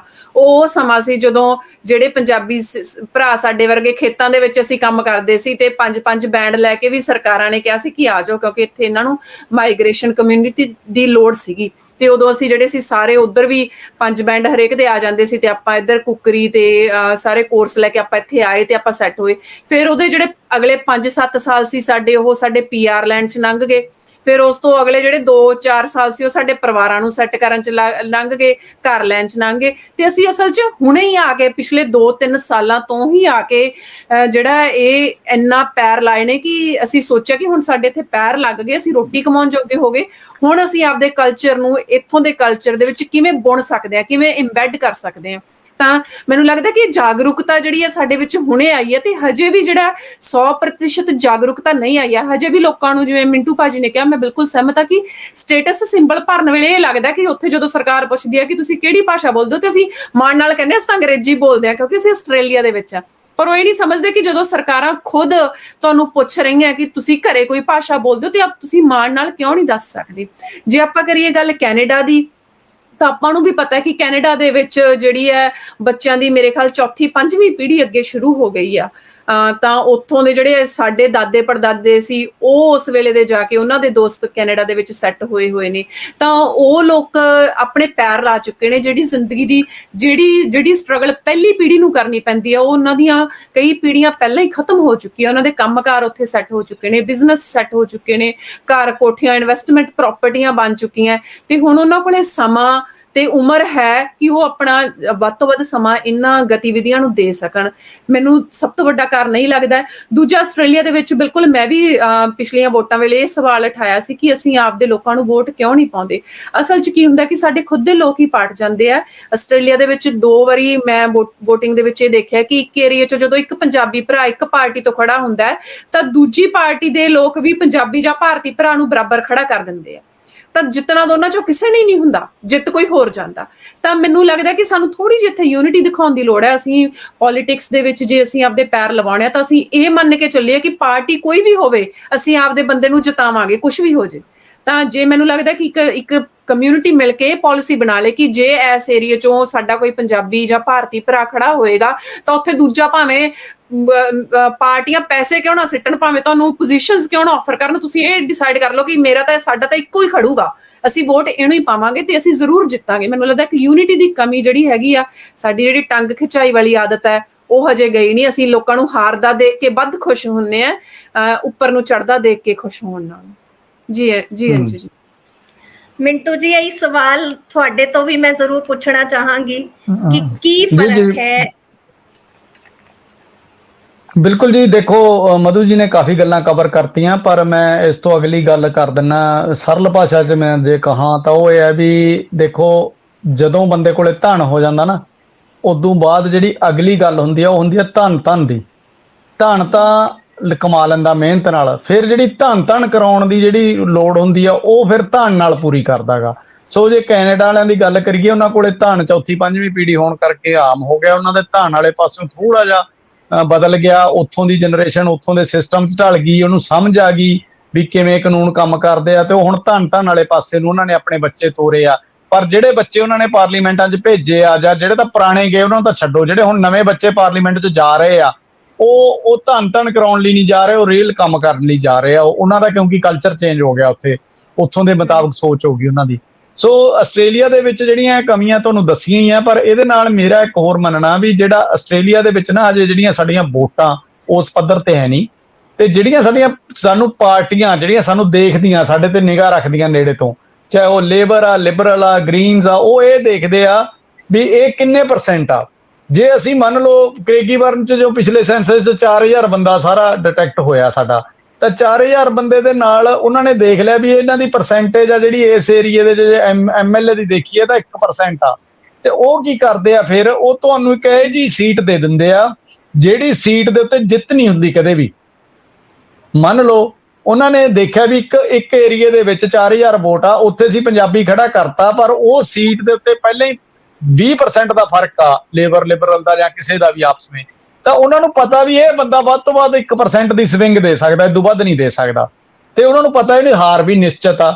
ਸੋ ਉਹ ਹਾਰ ਨਿਸ਼ਚਿਤ ਹੋਣ ਕਾਰਨ ਉਹਨੂੰ ਉੱਥੇ ਦੇ ਕੇ, ਪਰ ਉਹ ਕੀ ਕਰਦੇ ਆ, ਜਿਹੜਾ 1,30,000 ਵੋਟ ਨੂੰ ਗਿਣਦੇ ਆ ਆਸਟ੍ਰੇਲੀਆ ਵਾਈਡ, ਵੀ ਜਿਹੜਾ 1,30,000 ਨੇ ਪੰਜਾਬੀ ਭਰਿਆ ਉਹ ਤਾਂ ਸਾਡੀ ਪਾਰਟੀ ਨਾਲ ਜੁੜ ਜਾਣਗੇ ਨਾ, ਵੀ ਅਸੀਂ ਟਿਕਟ ਦਿੱਤੀ ਆ। ਏਦਾਂ ਉਹ ਦੂਜੇ ਥਾਵਾਂ ਤੋਂ ਵੀ ਤੁਹਾਡੀ ਜਿਹੜੀ ਕੋਸ਼ਿਸ਼ ਕਰਦੇ ਆ ਲੈਣ ਦੀ, ਜਿਹੜੀ ਸਿਮਤੀ ਲੈਣ ਦੀ ਜਾਂ ਨਾਲ ਜੋੜਨ ਦੀ।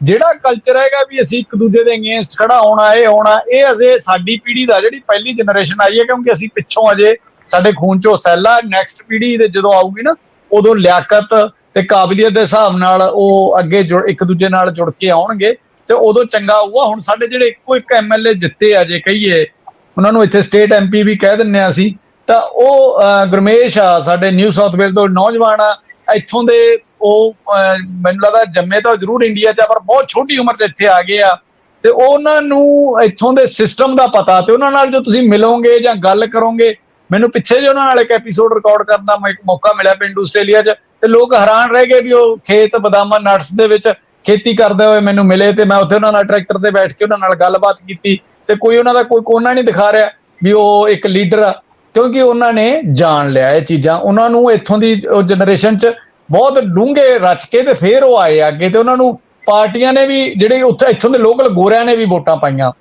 ਮੇਰੇ ਮਾਮਲੇ 'ਚ ਮੈਂ ਖੁਦ ਮਹਿਸੂਸ ਕੀਤਾ ਜੀ, ਮੈਨੂੰ 2012 ਤੋਂ ਅਪਰੋਚ ਹੋ ਰਹੀ ਆ, ਸਾਰੀਆਂ ਪਾਰਟੀਆਂ ਕਿਸੇ ਨਾ ਕਿਸੇ ਰੂਪ 'ਚ ਮੈਨੂੰ ਅਪਰੋਚ ਕਰਦੀਆਂ ਆ ਰਹੀਆਂ, ਤੇ ਮੈਨੂੰ ਕਹਿੰਦੀਆਂ ਰਹੀਆਂ ਵੀ ਤੁਸੀਂ ਐਂ ਕਰੋ ਵੀ ਫਲਾਨੀ ਸੀਟ ਤੇ ਤੁਹਾਨੂੰ ਅਸੀਂ ਦੇਣ ਨੂੰ ਤਿਆਰ ਹਾਂ ਜੀ, 5ਵਾਂ ਨੰਬਰ 6ਵਾਂ ਨੰਬਰ 5ਵਾਂ ਨੰਬਰ। ਦੇਖੋ, ਇੱਕ ਵਾਰੀ ਹਰੇਕ ਬੰਦੇ ਦੀ ਲਾ ਡਿੱਗਦੀ ਹੈ, ਜੋ ਤੁਹਾਡੇ ਨਾਂ ਤੇ ਲੋਕ ਟਿਕਟ ਲੈਣ ਜਾਂਦੇ ਆ। ਤੇ ਮੈਨੂੰ ਘਰੇ ਬੈਠੇ ਨੂੰ, ਮੈਂ ਤੁਹਾਨੂੰ 10 ਈਮੇਲਾਂ ਦਿਖਾ ਦਿੰਦਾ ਜਿਹੜੀਆਂ ਹੁਣ ਤੱਕ ਦੀਆਂ, ਜਿਹੜੇ ਮੈਨੂੰ ਘਰੇ ਬੈਠੇ ਨੂੰ ਆਫਰ ਆਈ ਹੈ ਵੀ ਤੁਸੀਂ ਜੁਆਇਨ ਕਰੋ ਤੇ ਅਸੀਂ ਤੁਹਾਨੂੰ ਆਫਰ ਕਰਦੇ ਹਾਂ। ਪਰ ਮੈਨੂੰ ਉੱਥੇ ਜਿਹੜੀ ਮੈਂ ਆਪਦੇ ਬਜ਼ੁਰਗਾਂ ਨਾਲ ਸਲਾਹ ਕਰਦਾ ਰਿਹਾ, ਜਾਂ ਆਪਦੀ ਮੱਤ ਜਿੰਨੀ ਜੋਗੀ ਜਾਂ ਦੋਸਤਾਂ ਤੋਂ ਲੈਂਦਾ ਸੀ, ਤਾਂ ਮੈਨੂੰ ਉੱਥੇ ਇੱਕ ਚੀਜ਼ ਮਹਿਸੂਸ ਹੋਈ ਵੀ ਨਹੀਂ, ਇਹ ਗਲਤ ਆ, ਇਹਦੇ 'ਚ ਕੁਛ ਨਹੀਂ ਹੈ ਕੱਢਣ ਪਾਉਣ ਨੂੰ। ਹਲੇ ਨਾ ਮੈਂ ਉਸ ਲੈਵਲ ਦਾ ਵੀ ਮੈਂ ਉੱਥੇ ਪਾਰਲੀਮੈਂਟ 'ਚ ਬਹਿ ਕੇ ਮੁੱਦੇ ਚੱਕ ਸਕੂੰਗਾ, ਮੈਨੂੰ ਲੈਂਗੁਏਜ ਵੀ ਬੈਰੀਅਰ ਬਣੂਗਾ, ਹੋਰ ਵੀ ਬਹੁਤ ਸਾਰੀਆਂ ਚੀਜ਼ਾਂ, ਮੈਂ ਇੱਥੋਂ ਦੀ ਢਲਿਆ ਨਹੀਂ ਹਾਂ, ਮੈਂ ਰਾਈਟ ਕੈਂਡੀਡੇਟ ਨਹੀਂ ਹਾਂ ਇਸ ਚੀਜ਼ ਦਾ, ਮੈਨੂੰ ਨਹੀਂ ਜਾਣਾ ਚਾਹੀਦਾ। ਨੰਬਰ 1 ਤਾਂ। ਨੰਬਰ 2, ਮੈਨੂੰ ਨਤੀਜੇ ਪਤਾ। ਮੈਨੂੰ ਕਿਸੇ ਨੇ ਪੁੱਛਿਆ ਵੀ ਕੀ ਹੋਊਗਾ, ਮੈਂ ਕਿਹਾ 2 ਖਬਰਾਂ ਬਣਨੀਆਂ। ਪਹਿਲੀ ਖਬਰ ਬਣੂਗੀ, ਮਿੰਟੂ ਬਰਾੜ ਨੂੰ ਮਿਲੀ ਟਿਕਟ ਫਲਾਣੇ ਏਰੀਏ 'ਚੋਂ, ਵਾਹ ਜੀ ਵਾਹ, ਬੜੀਆਂ ਲਾਈਕ ਸ਼ੇਅਰ ਫੇਸਬੁੱਕ ਤੇ, ਇੰਡੀਆ 'ਚ ਫੋਨ, ਬਹੁਤ ਕੁਝ ਹੋਊਗਾ, ਠੀਕ ਹੈ ਜੀ। ਤੇ ਦੂਜੀ ਖਬਰ ਹੋਊਗੀ, ਮਿੰਟੂ ਬਰਾੜ ਦੀ ਬੁਰੀ ਤਰ੍ਹਾਂ ਜ਼ਮਾਨਤ ਜ਼ਬਤ। ਇਹ 2 ਖਬਰਾਂ ਦੇ ਦੌਰਾਨ ਦਾ ਜਿਹੜਾ 10 ਦਿਨ 20 ਦਿਨ ਆ, ਮੈਂ ਫੇਸਬੁੱਕ ਤੇ ਚੌਧਰੀ ਬਣਿਆ ਰਹਿ ਜਾਊਂਗਾ, ਹੋਰ ਤਾਂ ਇਸ ਤੋਂ ਵੱਧ ਕੇ ਕੁਝ ਨਹੀਂ ਨਾ ਹੋਣਾ। ਸੋ ਫਿਲਹਾਲ ਅਜੇ ਅਸੀਂ ਉਸ ਲੈਵਲ ਤੇ ਨਹੀਂ ਪਹੁੰਚੇ, ਉਨੀ ਸਾਡੀ ਗਿਣਤੀ ਨਹੀਂ ਹੋਈ। ਇਸ ਸੈਂਸਸ ਤੋਂ ਬਾਅਦ ਹੋ ਸਕਦਾ ਕੋਈ ਵੱਡੀਆਂ ਪਾਰਟੀਆਂ ਸਾਨੂੰ ਹੱਥ ਪਾਉਣ। ਸਾਡੇ ਜਿਵੇਂ ਨਵਦੀਪ ਬ੍ਰਿਸਬਨ ਤੋਂ ਗ੍ਰੀਨ ਬੰਨੀਓ 2 ਵਾਰ ਇਲੈਕਸ਼ਨ ਲੜੇ ਆ, ਉੱਥੋਂ ਦੀ ਲੋਕ ਪ੍ਰਾਈਮ ਮਿਨਿਸਟਰ ਦੇ ਪ੍ਰੀਮੀਅਰ ਦੇ ਖਿਲਾਫ ਲੜੇ, ਉੱਥੇ ਸਵਿੰਗ ਦਿੱਤਾ ਵੋਟਾਂ ਨੂੰ, ਫਿਰ ਉਹਨਾਂ ਨੂੰ MLC ਦੇ ਵਿੱਚ ਵੀ ਸੋਹਣਾ ਸਵਿੰਗ ਦਿੱਤਾ, ਕਿਉਂਕਿ ਉਹਨਾਂ ਦੇ ਵਿੱਚ ਇੱਕ ਕਾਬਲੀਅਤ ਆ, ਉਹਨਾਂ ਨੂੰ ਬੋਲਣਾ ਆਉਂਦਾ, ਉਹਨਾਂ ਨੂੰ ਮੁੱਦੇ ਚੱਕਣੇ ਆਉਂਦੇ ਆ, ਤੇ ਉਮੀਦ ਆ ਵੀ ਸਾਡੇ ਛੇਤੀ ਉਹ ਵੀ ਪਹੁੰਚਣਗੇ ਕਿਸੇ ਨਾ ਕਿਸੇ ਰੂਪ 'ਚ ਪਾਰਲੀਮੈਂਟ 'ਚ। ਜੀ ਬਿਲਕੁਲ ਜੀ, ਬਿਲਕੁਲ ਸਹੀ ਕਿਹਾ ਤੁਸੀਂ। ਮਿੰਟੂ ਜੀ, ਹੁਣ ਆਪਾਂ ਆਪਣੇ ਆਖਰੀ ਸਵਾਲ ਵੱਲ ਆਉਂਦੇ ਹਾਂ, ਕਿਉਂਕਿ ਸਮਾਂ ਸਾਨੂੰ ਇਜਾਜ਼ਤ ਨਹੀਂ ਦਿੰਦਾ। ਮਨ ਤਾਂ ਕਰਦਾ ਬੰਦਾ ਗੱਲਾਂ ਬਾਤਾਂ ਇਸੇ ਤਰ੍ਹਾਂ ਕਰਦਾ ਰਹੇ, ਔਰ ਮੈਂ ਤਾਂ ਬਹੁਤ ਕੁਝ ਸਿੱਖ ਰਹੀ ਹਾਂ, ਬਹੁਤ ਕੁਝ ਜਾਣ ਰਹੀ ਹਾਂ ਤੁਹਾਡੇ ਦੋਨਾਂ ਕੋਲੋਂ ਸੁਣ ਕੇ। ਤੁਸੀਂ ਇੱਕ ਸੀਨੀਅਰ ਪੱਤਰਕਾਰ ਹੋ, ਸੋਸ਼ਲ ਮੀਡੀਆ ਤੇ ਤੁਸੀਂ ਕਾਫੀ ਜਾਗਰੂਕ ਰਹਿੰਦੇ ਹੋ, ਸਮਾਜਿਕ ਕਾਰਿਆਕਰਤਾ ਹੋ। ਤੁਸੀਂ ਇਸ ਭੂਮਿਕਾ, ਇਸ ਦੇ ਤੌਰ ਤੇ ਕਿਵੇਂ ਇਸ ਮਰਦਮਸ਼ੁਮਾਰੀ ਵਿੱਚ ਆਪਣਾ ਹਿੱਸਾ ਪਾਉਂਗੇ ਤੇ ਲੋਕਾਂ ਨੂੰ ਕੀ ਸੰਦੇਸ਼ ਦੋਗੇ? ਦੇਖੋ ਜੀ, ਮੈਂ ਪਹਿਲਾਂ ਵੀ ਕਿਹਾ ਸੀ ਵੀ ਅਸੀਂ ਤਾਂ ਡਮਰੂ ਵਜਾ ਕੇ ਹਿੱਸਾ ਪਾ ਸਕਦੇ ਹਾਂ ਜੀ। ਸਾਡੇ ਕੋਲ ਤਾਂ ਇੱਕ ਡਮਰੂ ਆ, ਉਹ ਅਸੀਂ ਪਿਛਲੇ ਕਈ ਦਿਨਾਂ ਦਾ ਵਜਾਉਣਾ ਸ਼ੁਰੂ ਕਰ ਰੱਖਿਆ ਗਲੀ ਗਲੀ, ਤੇ ਉਹਨੂੰ ਜਿੰਨੇ ਕਿਤੇ ਤੱਕ ਦੇ ਕੰਨਾਂ ਤੱਕ ਪਹੁੰਚਾ ਸਕਦੇ ਆ ਆਵਾਜ਼, ਉਹ ਲਾਈ ਜਾਂਦੇ ਆ। ਬਾਕੀ ਪੈਨ ਉਹਨਾਂ ਦੇ ਹੱਥ 'ਚ ਆ, ਫਾਰਮ ਉਹਨਾਂ ਦੇ ਹੱਥ 'ਚ ਆ, ਤੇ ਉਹਨਾਂ ਨੂੰ ਅਸੀਂ ਤਾਂ ਬੇਨਤੀ ਕਰ ਸਕਦੇ ਆ, ਜਾਂ ਜਿਹੜੀਆਂ ਸਾਡੀਆਂ ਗੱਲਾਂ, ਤਾਨੇ ਮਿਹਣੇ, ਨਾ ਸਾਡਾ ਤੁਹਾਡੇ ਨਾਲ ਕੋਈ ਬੈਰ ਆ ਨਾ ਵਿਰੋਧ ਆ, ਤੁਸੀਂ ਸਾਨੂੰ ਵਧੀਆ ਹੱਸ ਕੇ ਮਿਲਦੇ ਹੋ, ਅਸੀਂ ਤੁਹਾਨੂੰ ਹੱਸ ਕੇ ਮਿਲਦੇ ਆ, ਪਰ ਬੇਨਤੀ ਹੈ ਯਾਰ, ਕਿਤੇ ਕਮਿਊਨਿਟੀ ਦਾ ਕੰਮ ਹੁੰਦਾ, ਕਿਤੇ ਭਾਈਚਾਰੇ ਦਾ ਫਾਇਦਾ ਹੁੰਦਾ, ਸਾਰੇ ਕੁਝ ਰਲ ਕੇ। ਜੇ ਤੁਸੀਂ ਸਾਰੇ ਕਿਤੇ ਡਿਪਾਰਟਮੈਂਟਾਂ 'ਚ ਜੀ ਆਇਆਂ ਨੂੰ ਲਿਖਿਆ ਪੜ੍ਹਨਾ ਚਾਹੁੰਦੇ ਹੋ, ਤੁਸੀਂ ਆਪਣੇ ਬੱਚਿਆਂ ਦੇ ਸਕੂਲਾਂ 'ਚ ਜਿਵੇਂ ਖੁੱਲ੍ਹ ਚੁੱਕੇ ਆ ਬਹੁਤ ਸਾਰੇ ਰਸਤੇ, ਹੋਰ ਅੱਗੇਲੇ ਲੈਵਲ 'ਚ ਜਾਣਾ ਦੇਖਣਾ ਚਾਹੁੰਦੇ ਹੋ, ਤੁਸੀਂ ਡਾਕਟਰਾਂ ਦੇ ਹੋਰਾਂ ਥਾਂ 'ਤੇ ਜਿੱਥੇ ਜਾਂਦੇ ਹੋ ਉੱਥੇ ਪੰਜਾਬੀ ਦੇ ਵਿੱਚ ਤੁਹਾਨੂੰ ਪਰਚੇ ਮਿਲਣ, ਤਾਂ ਤੁਹਾਨੂੰ ਦੁਭਾਸ਼ੀਆਂ ਦੀ ਲੋੜ ਹੀ ਨਾ ਪਵੇ। ਇਹੋ ਜਿਹਾ ਮਾਹੌਲ ਜੇ ਤੁਸੀਂ ਬਣਾਉਣਾ ਚਾਹੁੰਦੇ ਹੋ, ਤਾਂ 10 ਤਰੀਕ ਨੂੰ ਜੋ ਸੱਚ ਆ ਉਹ ਲਿਖਣਾ। ਅਸੀਂ ਤੁਹਾਨੂੰ ਝੂਠ ਬੋਲਣ ਨੂੰ ਨਹੀਂ ਲਿਖ ਕਹਿ ਰਹੇ, ਅਸੀਂ ਤੁਹਾਨੂੰ ਕੋਈ ਲਾਭ ਜਾ ਕੇ ਗੱਲ ਕਰਨ ਨੂੰ ਨਹੀਂ ਕਹਿ ਰਹੇ, ਮਸਾਲਾ ਲਾਉਣ ਨੂੰ ਨਹੀਂ ਕਹਿ ਰਹੇ। ਸੱਚ ਲਿਖਣਾ, 3 ਹੀ ਕਾਲਮਾਂ 'ਚ ਲਿਖਣਾ। ਭਾਸ਼ਾ ਤੁਹਾਡੀ ਪੰਜਾਬੀ ਆ, ਪੰਜਾਬੀ ਲਿਖੋ, ਹਿੰਦੀ ਆ ਹਿੰਦੀ ਲਿਖੋ, ਉਰਦੂ ਆ ਉਰਦੂ ਲਿਖੋ। ਅਸੀਂ ਇਹ ਨਹੀਂ ਕਹਿੰਦੇ ਵੀ ਸਾਰੇ ਪੰਜਾਬੀ ਲਿਖੋ, ਪਰ ਹਾਂ ਆਪਦੀ ਭਾਸ਼ਾ ਲਿਖੋ। ਜੇ ਤੁਹਾਡਾ ਧਰਮ ਆ, ਤੁਸੀਂ ਜਿਹਨੂੰ ਮੰਨਦੇ ਹੋ, ਉਹ ਸਿੱਖ ਆ ਹਿੰਦੂ ਆ ਜੋ ਵੀ ਆ ਉਹ ਲਿਖੋ। ਜਿਹੜੇ ਨੂੰ ਤੁਸੀਂ ਕਰਦੇ ਆ ਸਿੱਖੀਜ਼ਮ ਆ ਹਿੰਦੂਇਜ਼ਮ ਆ, ਉਹ 3 ਕਾਲਮਾਂ ਦੇ ਵਿੱਚ ਸਿੰਪਲ ਜੀਆਂ ਗੱਲਾਂ ਲਿਖਣੀਆਂ ਜਿਹੜੀਆਂ ਕਿ ਸੋਸ਼ਲ ਮੀਡੀਆ ਦੇ ਉੱਤੇ ਥਾਂ ਥਾਂ ਤੇ ਪਈਆਂ। ਸੋ ਇਹਨੂੰ ਸਾਡੀ ਇੰਨੀ ਕੁ ਬੇਨਤੀ ਪ੍ਰਵਾਨ ਕਰਿਓ ਵੀ ਜੇ ਤੁਸੀਂ ਆ ਹੁਣ 10 ਤਰੀਕ ਨੂੰ ਸਹੀ ਅੰਕੜੇ ਦੇਤੇ ਤਾਂ ਤੁਸੀਂ ਨਤੀਜੇ ਦੇਖੋ, ਬਹੁਤ ਸਾਰੀਆਂ ਚੀਜ਼ਾਂ ਤੁਹਾਡੇ ਹੱਕ 'ਚ ਆਉਣਗੀਆਂ ਆਉਣ ਵਾਲੇ ਦਿਨਾਂ ਦੇ ਵਿੱਚ। ਤੇ ਇੱਕ ਡਰਨ ਦੀ ਲੋੜ ਨਹੀਂ, ਤੁਹਾਡਾ ਕੋਈ ਵੀ ਵੀਜ਼ੇ ਦਾ ਸਟੇਟਸ ਆ ਉਹਦੇ ਲਈ ਇਹਦੇ ਜਿਹੜੇ ਅੰਕੜੇ ਆ ਕਿਸੇ ਵੀ ਨਾਲ ਸ਼ੇਅਰ ਨਹੀਂ ਕੀਤੇ ਜਾਂਦੇ। ਉਹ ਅੰਕੜੇ ਤੁਸੀਂ ਦੇ ਸਕਦੇ ਹੋ ਕਿਸੇ ਵੀ ਵੀਜ਼ੇ ਤੋਂ, ਤੁਸੀਂ ਤਾਂ ਵੀ ਭਰੋ। ਇਹ ਤਾਂ ਜਿਹੜੇ ਘਰੇ ਫਾਰਮ ਆਇਆ ਕਿਸੇ ਦੇ ਨਾਂ ਤੇ ਫਾਰਮ ਨਹੀਂ ਆਊਗਾ, ਇੱਕ ਘਰ ਦੇ ਐਡਰੈਸ ਤੇ ਆਊਗਾ। ਜਿਹੜੇ ਘਰ ਤੇ ਜਿਹੜਾ ਫਾਰਮ ਆਇਆ ਉਸ ਫਾਰਮ ਦੀ ਰਾਤ ਨੂੰ 10 ਤਰੀਕ ਦੀ ਰਾਤ ਨੂੰ ਜੋ ਬੰਦੇ ਉਸ ਛੱਤ ਹੇਠ ਹੈਗੇ ਆ, ਤੁਸੀਂ ਉਹ ਐਗਜ਼ੈਕਟ ਅੰਕੜਾ ਦੱਸਣਾ। ਮੰਨ ਲਓ ਜੇ ਤੁਹਾਡਾ ਬੰਦਾ ਇੱਕ ਰਾਹ 'ਚ ਵੀ ਆ ਤੇ ਉਦੋਂ ਉੱਥੇ ਨਹੀਂ ਪਹੁੰਚ ਰਿਹਾ, ਜਿੱਥੇ ਹੈਗਾ ਉੱਥੇ ਗਿਣਿਆ ਜਾਊਗਾ ਉਹ, ਨਾ ਕਿ ਉਹਨੂੰ ਤੁਸੀਂ ਰਾਹ 2 ਪਾਸੇ ਗਿਣ ਲਓਗੇ। ਸੋ ਇਹਦੇ ਨਾਲ ਅਸੀਂ ਸਰਕਾਰ ਦੀ ਮਦਦ ਕਰ ਸਕਦੇ ਹਾਂ ਤੇ ਅਸੀਂ ਆਪਣੀ ਖੁਦ ਦੀ ਵੀ ਮਦਦ ਕਰ ਸਕਦੇ ਹਾਂ। ਬਿਲਕੁਲ। ਮਧੂ ਜੀ ਇੱਕ ਸਾਹਿਤਕਾਰ, ਇੱਕ ਸਮਾਜ ਸੇਵਿਕਾ ਹੋ, ਪੰਜਾਬੀ ਸੱਥ ਮੈਲਬੌਰਨ ਰਾਹੀਂ ਪੰਜਾਬੀ ਦਾ ਪ੍ਰਚਾਰ ਪ੍ਰਸਾਰ ਕਰ ਰਹੇ ਹੋ, ਤੁਸੀਂ ਕੀ ਸੰਦੇਸ਼ ਦਵੋਗੇ? ਕਿਉਂਕਿ ਮੈਂ ਤੁਹਾਡੇ ਬਾਰੇ ਦੱਸਾਂ ਤਾਂ ਤੁਸੀਂ ਮਧੂ ਤਨਹਾ ਕਹਾਂ ਜਾਂ ਮਧੂ ਸ਼ਰਮਾ ਕਹਾਂ, ਤੁਸੀਂ ਇੱਕ ਬ੍ਰਾਹਮਣ ਫੈਮਿਲੀ ਤੋਂ ਹੋ, ਪਰ ਤੁਸੀਂ ਇਸ ਗੱਲ ਨੂੰ ਨਕਾਰਿਆ ਹੈ ਕਿ ਪੰਜਾਬੀ ਸਿਰਫ ਸਿੱਖੀਜ਼ਮ ਤੱਕ ਨਹੀਂ ਬਲਕਿ ਪੰਜਾਬੀ ਪੰਜਾਬ ਨਾਲ ਜੁੜੇ ਨੇ, ਆਪਣੀ ਮਾਂ ਮਿੱਟੀ ਨਾਲ ਜੁੜੇ ਨੇ, ਔਰ ਤੁਹਾਡੇ ਸਾਡੇ ਸਾਰਿਆਂ ਦੀ ਮਾਂ ਬੋਲੀ ਪੰਜਾਬੀ ਹੈ। ਜੀ ਬਿਲਕੁਲ ਬਿਲਕੁਲ ਅੰਜੂ ਜੀ, ਮੈਂ ਅਕਸਰ ਸਾਰਿਆਂ ਨੂੰ ਇਹੀ ਸੱਦਾ ਦਿੰਦੀ ਹੁੰਦੀ ਹਾਂ। ਮੈਂ ਕਹਿੰਦੀ ਹੁੰਦੀ ਹਾਂ ਕਿ ਮੈਂ ਭਾਰਤ ਦੇ ਵਿੱਚ ਅਧਿਆਪਿਕਾ ਸੀ ਤੇ ਮੇਰੇ ਕੋਲੇ ਬਿਹਾਰੀ ਜਿਹੜੇ ਮਜ਼ਦੂਰ ਸੀ ਉਹਨਾਂ ਦੇ ਬਹੁਤ ਸਾਰੇ ਬੱਚੇ ਪੜ੍ਹਦੇ ਹੁੰਦੇ ਸੀ ਤੇ ਇੰਨੀ ਸੋਹਣੀ ਪੰਜਾਬੀ ਬੋਲਦੇ ਹੁੰਦੇ ਸੀ। ਤੇ ਮੈਂ ਅਕਸਰ ਸੋਚਦੀ ਹੁੰਦੀ ਹਾਂ ਹੁਣ ਬੈਠ ਕੇ ਕਿ ਅੱਜ ਜਦੋਂ ਪੰਜਾਬ ਦੇ ਵਿੱਚ ਜਨਗਣਨਾ ਹੁੰਦੀ ਹੋਊ ਤਾਂ ਉਹ ਬਿਹਾਰੀ ਆਪਦੇ ਬੱਚਿਆਂ ਨੂੰ ਕੀ ਕਹਿੰਦੇ ਹੋਣਗੇ ਕਿ ਅਸੀਂ ਪੰਜਾਬੀ ਲਿਖੀਏ ਕਿ ਬਿਹਾਰੀ ਲਿਖੀਏ ਆਪਦੀ ਮਾਤ ਭਾਸ਼ਾ। ਤੇ ਮੈਂ ਜਿਹੜੇ ਵੀ ਪੰਜਾਬੀ ਆਸਟ੍ਰੇਲੀਆ ਦੇ ਵਿੱਚ ਬੈਠੇ ਨੇ ਉਹਨਾਂ ਨੂੰ ਮੈਂ ਇਹ ਕਹਿਣਾ ਚਾਹੂੰਗੀ ਕਿ ਤੁਸੀਂ ਆਪਦੇ ਘਰ ਦੀ ਛੱਤ ਥੱਲੇ ਪਹਿਲਾਂ ਪੰਜਾਬੀ ਬੋਲੋ, ਜ਼ਰੂਰ ਬੋਲੋ। ਇਹਨੂੰ ਇੱਕ ਰੂਲ ਬਣਾ ਲਓ ਕਿ ਜਦੋਂ ਅਸੀਂ ਆਪਦੇ ਘਰ ਦੀ ਛੱਤ ਥੱਲੇ ਆ ਤੇ ਅਸੀਂ ਜਿਹੜਾ ਹੋਰ ਕੋਈ ਭਾਸ਼ਾ ਨਹੀਂ ਬੋਲਾਂਗੇ, ਅਸੀਂ ਪੰਜਾਬੀ ਬੋਲਾਂਗੇ। ਤੇ ਨੰਬਰ 2 ਤੇ ਪੂਰੇ ਮਾਣ ਨਾਲ, ਬਿਨਾਂ ਸੋਚੇ ਸਮਝੇ ਕਿ ਤੁਹਾਡਾ ਕਿਹੜਾ ਧਰਮ ਹੈ, ਤੁਹਾਡੇ ਕਿਹੋ ਜਿਹਾ ਰੰਗ ਰੂਪ ਕੀਤਾ ਹੈ, ਤੁਹਾਡਾ ਕੀ ਸਟੇਟਸ ਸਿੰਬਲ ਆ, ਤੁਸੀਂ ਫਰਾਰੀ ਦੀ ਸਵਾਰੀ ਕਰਦੇ ਹੋ ਜਾਂ ਤੁਸੀਂ 2000 ਵਾਲੀ ਮੇਰੇ ਵਰਗੀ ਟੁੱਟੀ ਗੱਡੀ ਦੇ ਵਿੱਚ ਜਾਂਦੇ ਹੋ ਜਿਵੇਂ ਮੈਂ ਜਾਂਦੀ ਹਾਂ। ਤਾਂ ਮਤਲਬ ਮੈਂ ਇਹ ਰਿਕੁਐਸਟ ਕਰਦੀ ਹਾਂ ਕਿ ਨੋ ਮੈਟਰ ਵਾਟ ਕੀ ਹੈ, ਤੁਸੀਂ ਕੌਣ ਹੋ, ਤੁਸੀਂ ਜੇ ਆਪਣੀ ਮਾਂ ਬੋਲੀ ਨਾਲ ਦਗਾ ਕਰ ਰਹੇ ਹੋ ਨਾ ਅੱਜ, ਤੇ ਤੁਹਾਨੂੰ ਜਿਹੜੀਆਂ ਪੀੜ੍ਹੀਆਂ ਮਾਫ ਨਹੀਂ ਕਰਨਗੀਆਂ। ਉਹ ਜਿਵੇਂ ਮਿੰਟੂ ਭਾਜੀ ਨੇ ਕਿਹਾ ਸੀ ਕਿ ਇਹੋ ਜੀ ਮਾਂ ਨੂੰ ਮੈਨੂੰ ਵਿਆਹ ਵਰਗੀ ਲੱਗਦੀ ਹੈ। ਮੈਂ ਤੁਹਾਨੂੰ ਸੱਚੀ ਗੱਲ ਦੱਸਾਂ, ਮੈਂ ਵੀ ਇਸ ਮੰਚ ਤੋਂ ਇਹ ਸੱਦਾ ਦਿੰਦੀ ਹਾਂ ਕਿ ਜਿਹੜਾ ਪੰਜਾਬੀ 10 ਤਰੀਕ ਤੱਕ ਆਪਣੀ ਮਾਂ ਬੋਲੀ ਪੰਜਾਬੀ ਨੂੰ ਨਾ ਲਿਖਾਊਗਾ, ਮੈਨੂੰ ਤੇ ਉਹ ਜ਼ਹਿਰ ਲੱਗਦਾ, ਮਤਲਬ ਉਹ ਹੈ ਹੀ ਨਹੀਂ ਮੇਰੇ ਲਈ, ਖਤਮ ਆ। ਤਾਂ ਮੈਂ ਹਰੇਕ ਮਾਂ ਨੂੰ ਸੱਦਾ ਦਿੰਦੀ ਹਾਂ ਕਿ ਮਾਂ ਬੋਲੀ, ਜਿਵੇਂ ਸਾਰੇ ਕਹਿੰਦੇ ਆ ਕਿ ਮਾਂ ਦੀ ਜ਼ਿੰਮੇਵਾਰੀ ਆ, ਵੱਧ ਜ਼ਿੰਮੇਵਾਰੀ ਆ, ਤੇ ਪਲੀਜ਼ ਮਾਓ, ਤੁਸੀਂ ਸਾਰੀਆਂ ਮਾਵਾਂ ਆਪਣੇ ਮੋਢਿਆਂ ਤੇ ਜ਼ਿੰਮੇਵਾਰੀ ਲਓ, ਆਪਣੇ ਬੱਚਿਆਂ ਨੂੰ ਪੰਜਾਬੀ ਸਿਖਾਓ ਤੇ ਜਨਗਣਨਾ ਦੇ ਵਿੱਚ ਪੰਜਾਬੀ ਲਿਖਾਓ। ਸਟੇਟਸ ਸਿੰਬਲ ਸਾਡਾ ਪੰਜਾਬੀ ਹੈ, ਇਸ ਧਰਤੀ ਤੇ ਪੰਜਾਬੀ ਬੋਲਣਾ ਸਾਡਾ ਮਾਣ ਹੋਣਾ ਚਾਹੀਦਾ ਹੈ, ਸਾਡਾ ਗਰੂਰ ਹੋਣਾ ਚਾਹੀਦਾ ਹੈ, ਸਾਡੀ ਖੁਸ਼ੀ ਹੋਣਾ ਚਾਹੀਦਾ ਹੈ। ਸੋ ਮੈਂ ਤਾਂ ਇਹੀ ਸੱਦਾ ਦੇ ਸਕਦੀ ਹਾਂ ਇੱਕ ਮਾਂ ਦੇ ਨਾਤੇ ਤੇ ਇੱਕ ਔਰਤ ਦੇ ਨਾਤੇ ਤੇ ਇੱਕ ਸਮਾਜ ਸੇਵਿਕਾ ਦੇ ਨਾਤੇ। ਥੈਂਕ ਯੂ ਅੰਜੂ ਜੀ, ਸ਼ੁਕਰੀਆ। ਤੁਹਾਡਾ ਮਿੰਟੂ ਬਰਾੜ ਜੀ ਤੇ ਮਧੂ ਤਨਹਾ ਜੀ, ਤੁਹਾਡਾ ਬਹੁਤ-ਬਹੁਤ ਧੰਨਵਾਦ। ਤੁਸੀਂ ਇੱਥੇ ਆਏ, ਆਪਣੇ ਕੀਮਤੀ ਸਮੇਂ ਵਿੱਚੋਂ ਟਾਈਮ ਕੱਢਿਆ, ਸਾਡੇ ਨਾਲ ਚਰਚਾ ਦਾ ਹਿੱਸਾ ਬਣੇ। ਤੇ ਜੇ ਸਾਡੀ ਆਵਾਜ਼ ਆਸਟ੍ਰੇਲੀਆ ਵਿੱਚ ਵਸੇ ਹਰ ਪੰਜਾਬੀ ਤੱਕ ਪਹੁੰਚੇ ਤਾਂ ਇਹੀ ਸਭ ਨੂੰ ਬੇਨਤੀ ਹੈ ਕਿ 10 ਅਗਸਤ ਤੱਕ ਹਰ ਇੱਕ ਇਹਦਾ ਹਿੱਸਾ ਬਣੇ, ਮਰਦਮਸ਼ੁਮਾਰੀ ਦਾ, ਤੇ ਆਪਣੀ ਪਹਿਚਾਨ ਪੰਜਾਬੀ ਲਿਖੋ ਜੇ ਤੁਸੀਂ ਪੰਜਾਬੀ ਹੋ, ਤੇ ਮਾਂ ਬੋਲੀ ਵੀ ਪੰਜਾਬੀ ਦੱਸੋ ਤਾਂ ਕਿ ਸਾਡੀਆਂ ਆਉਣ ਵਾਲੀਆਂ ਪੀੜ੍ਹੀਆਂ ਕੈਨੇਡਾ ਵਾਂਗੂ ਆਸਟ੍ਰੇਲੀਆ ਵਿੱਚ ਵੀ ਪੰਜਾਬੀ ਨੂੰ ਜੋ ਮਾਣ ਤੇ ਜੋ ਇੱਜ਼ਤ ਮਿਲਣੀ ਚਾਹੀਦੀ ਹੈ ਉਹ ਮਿਲੇ। Thank you so much.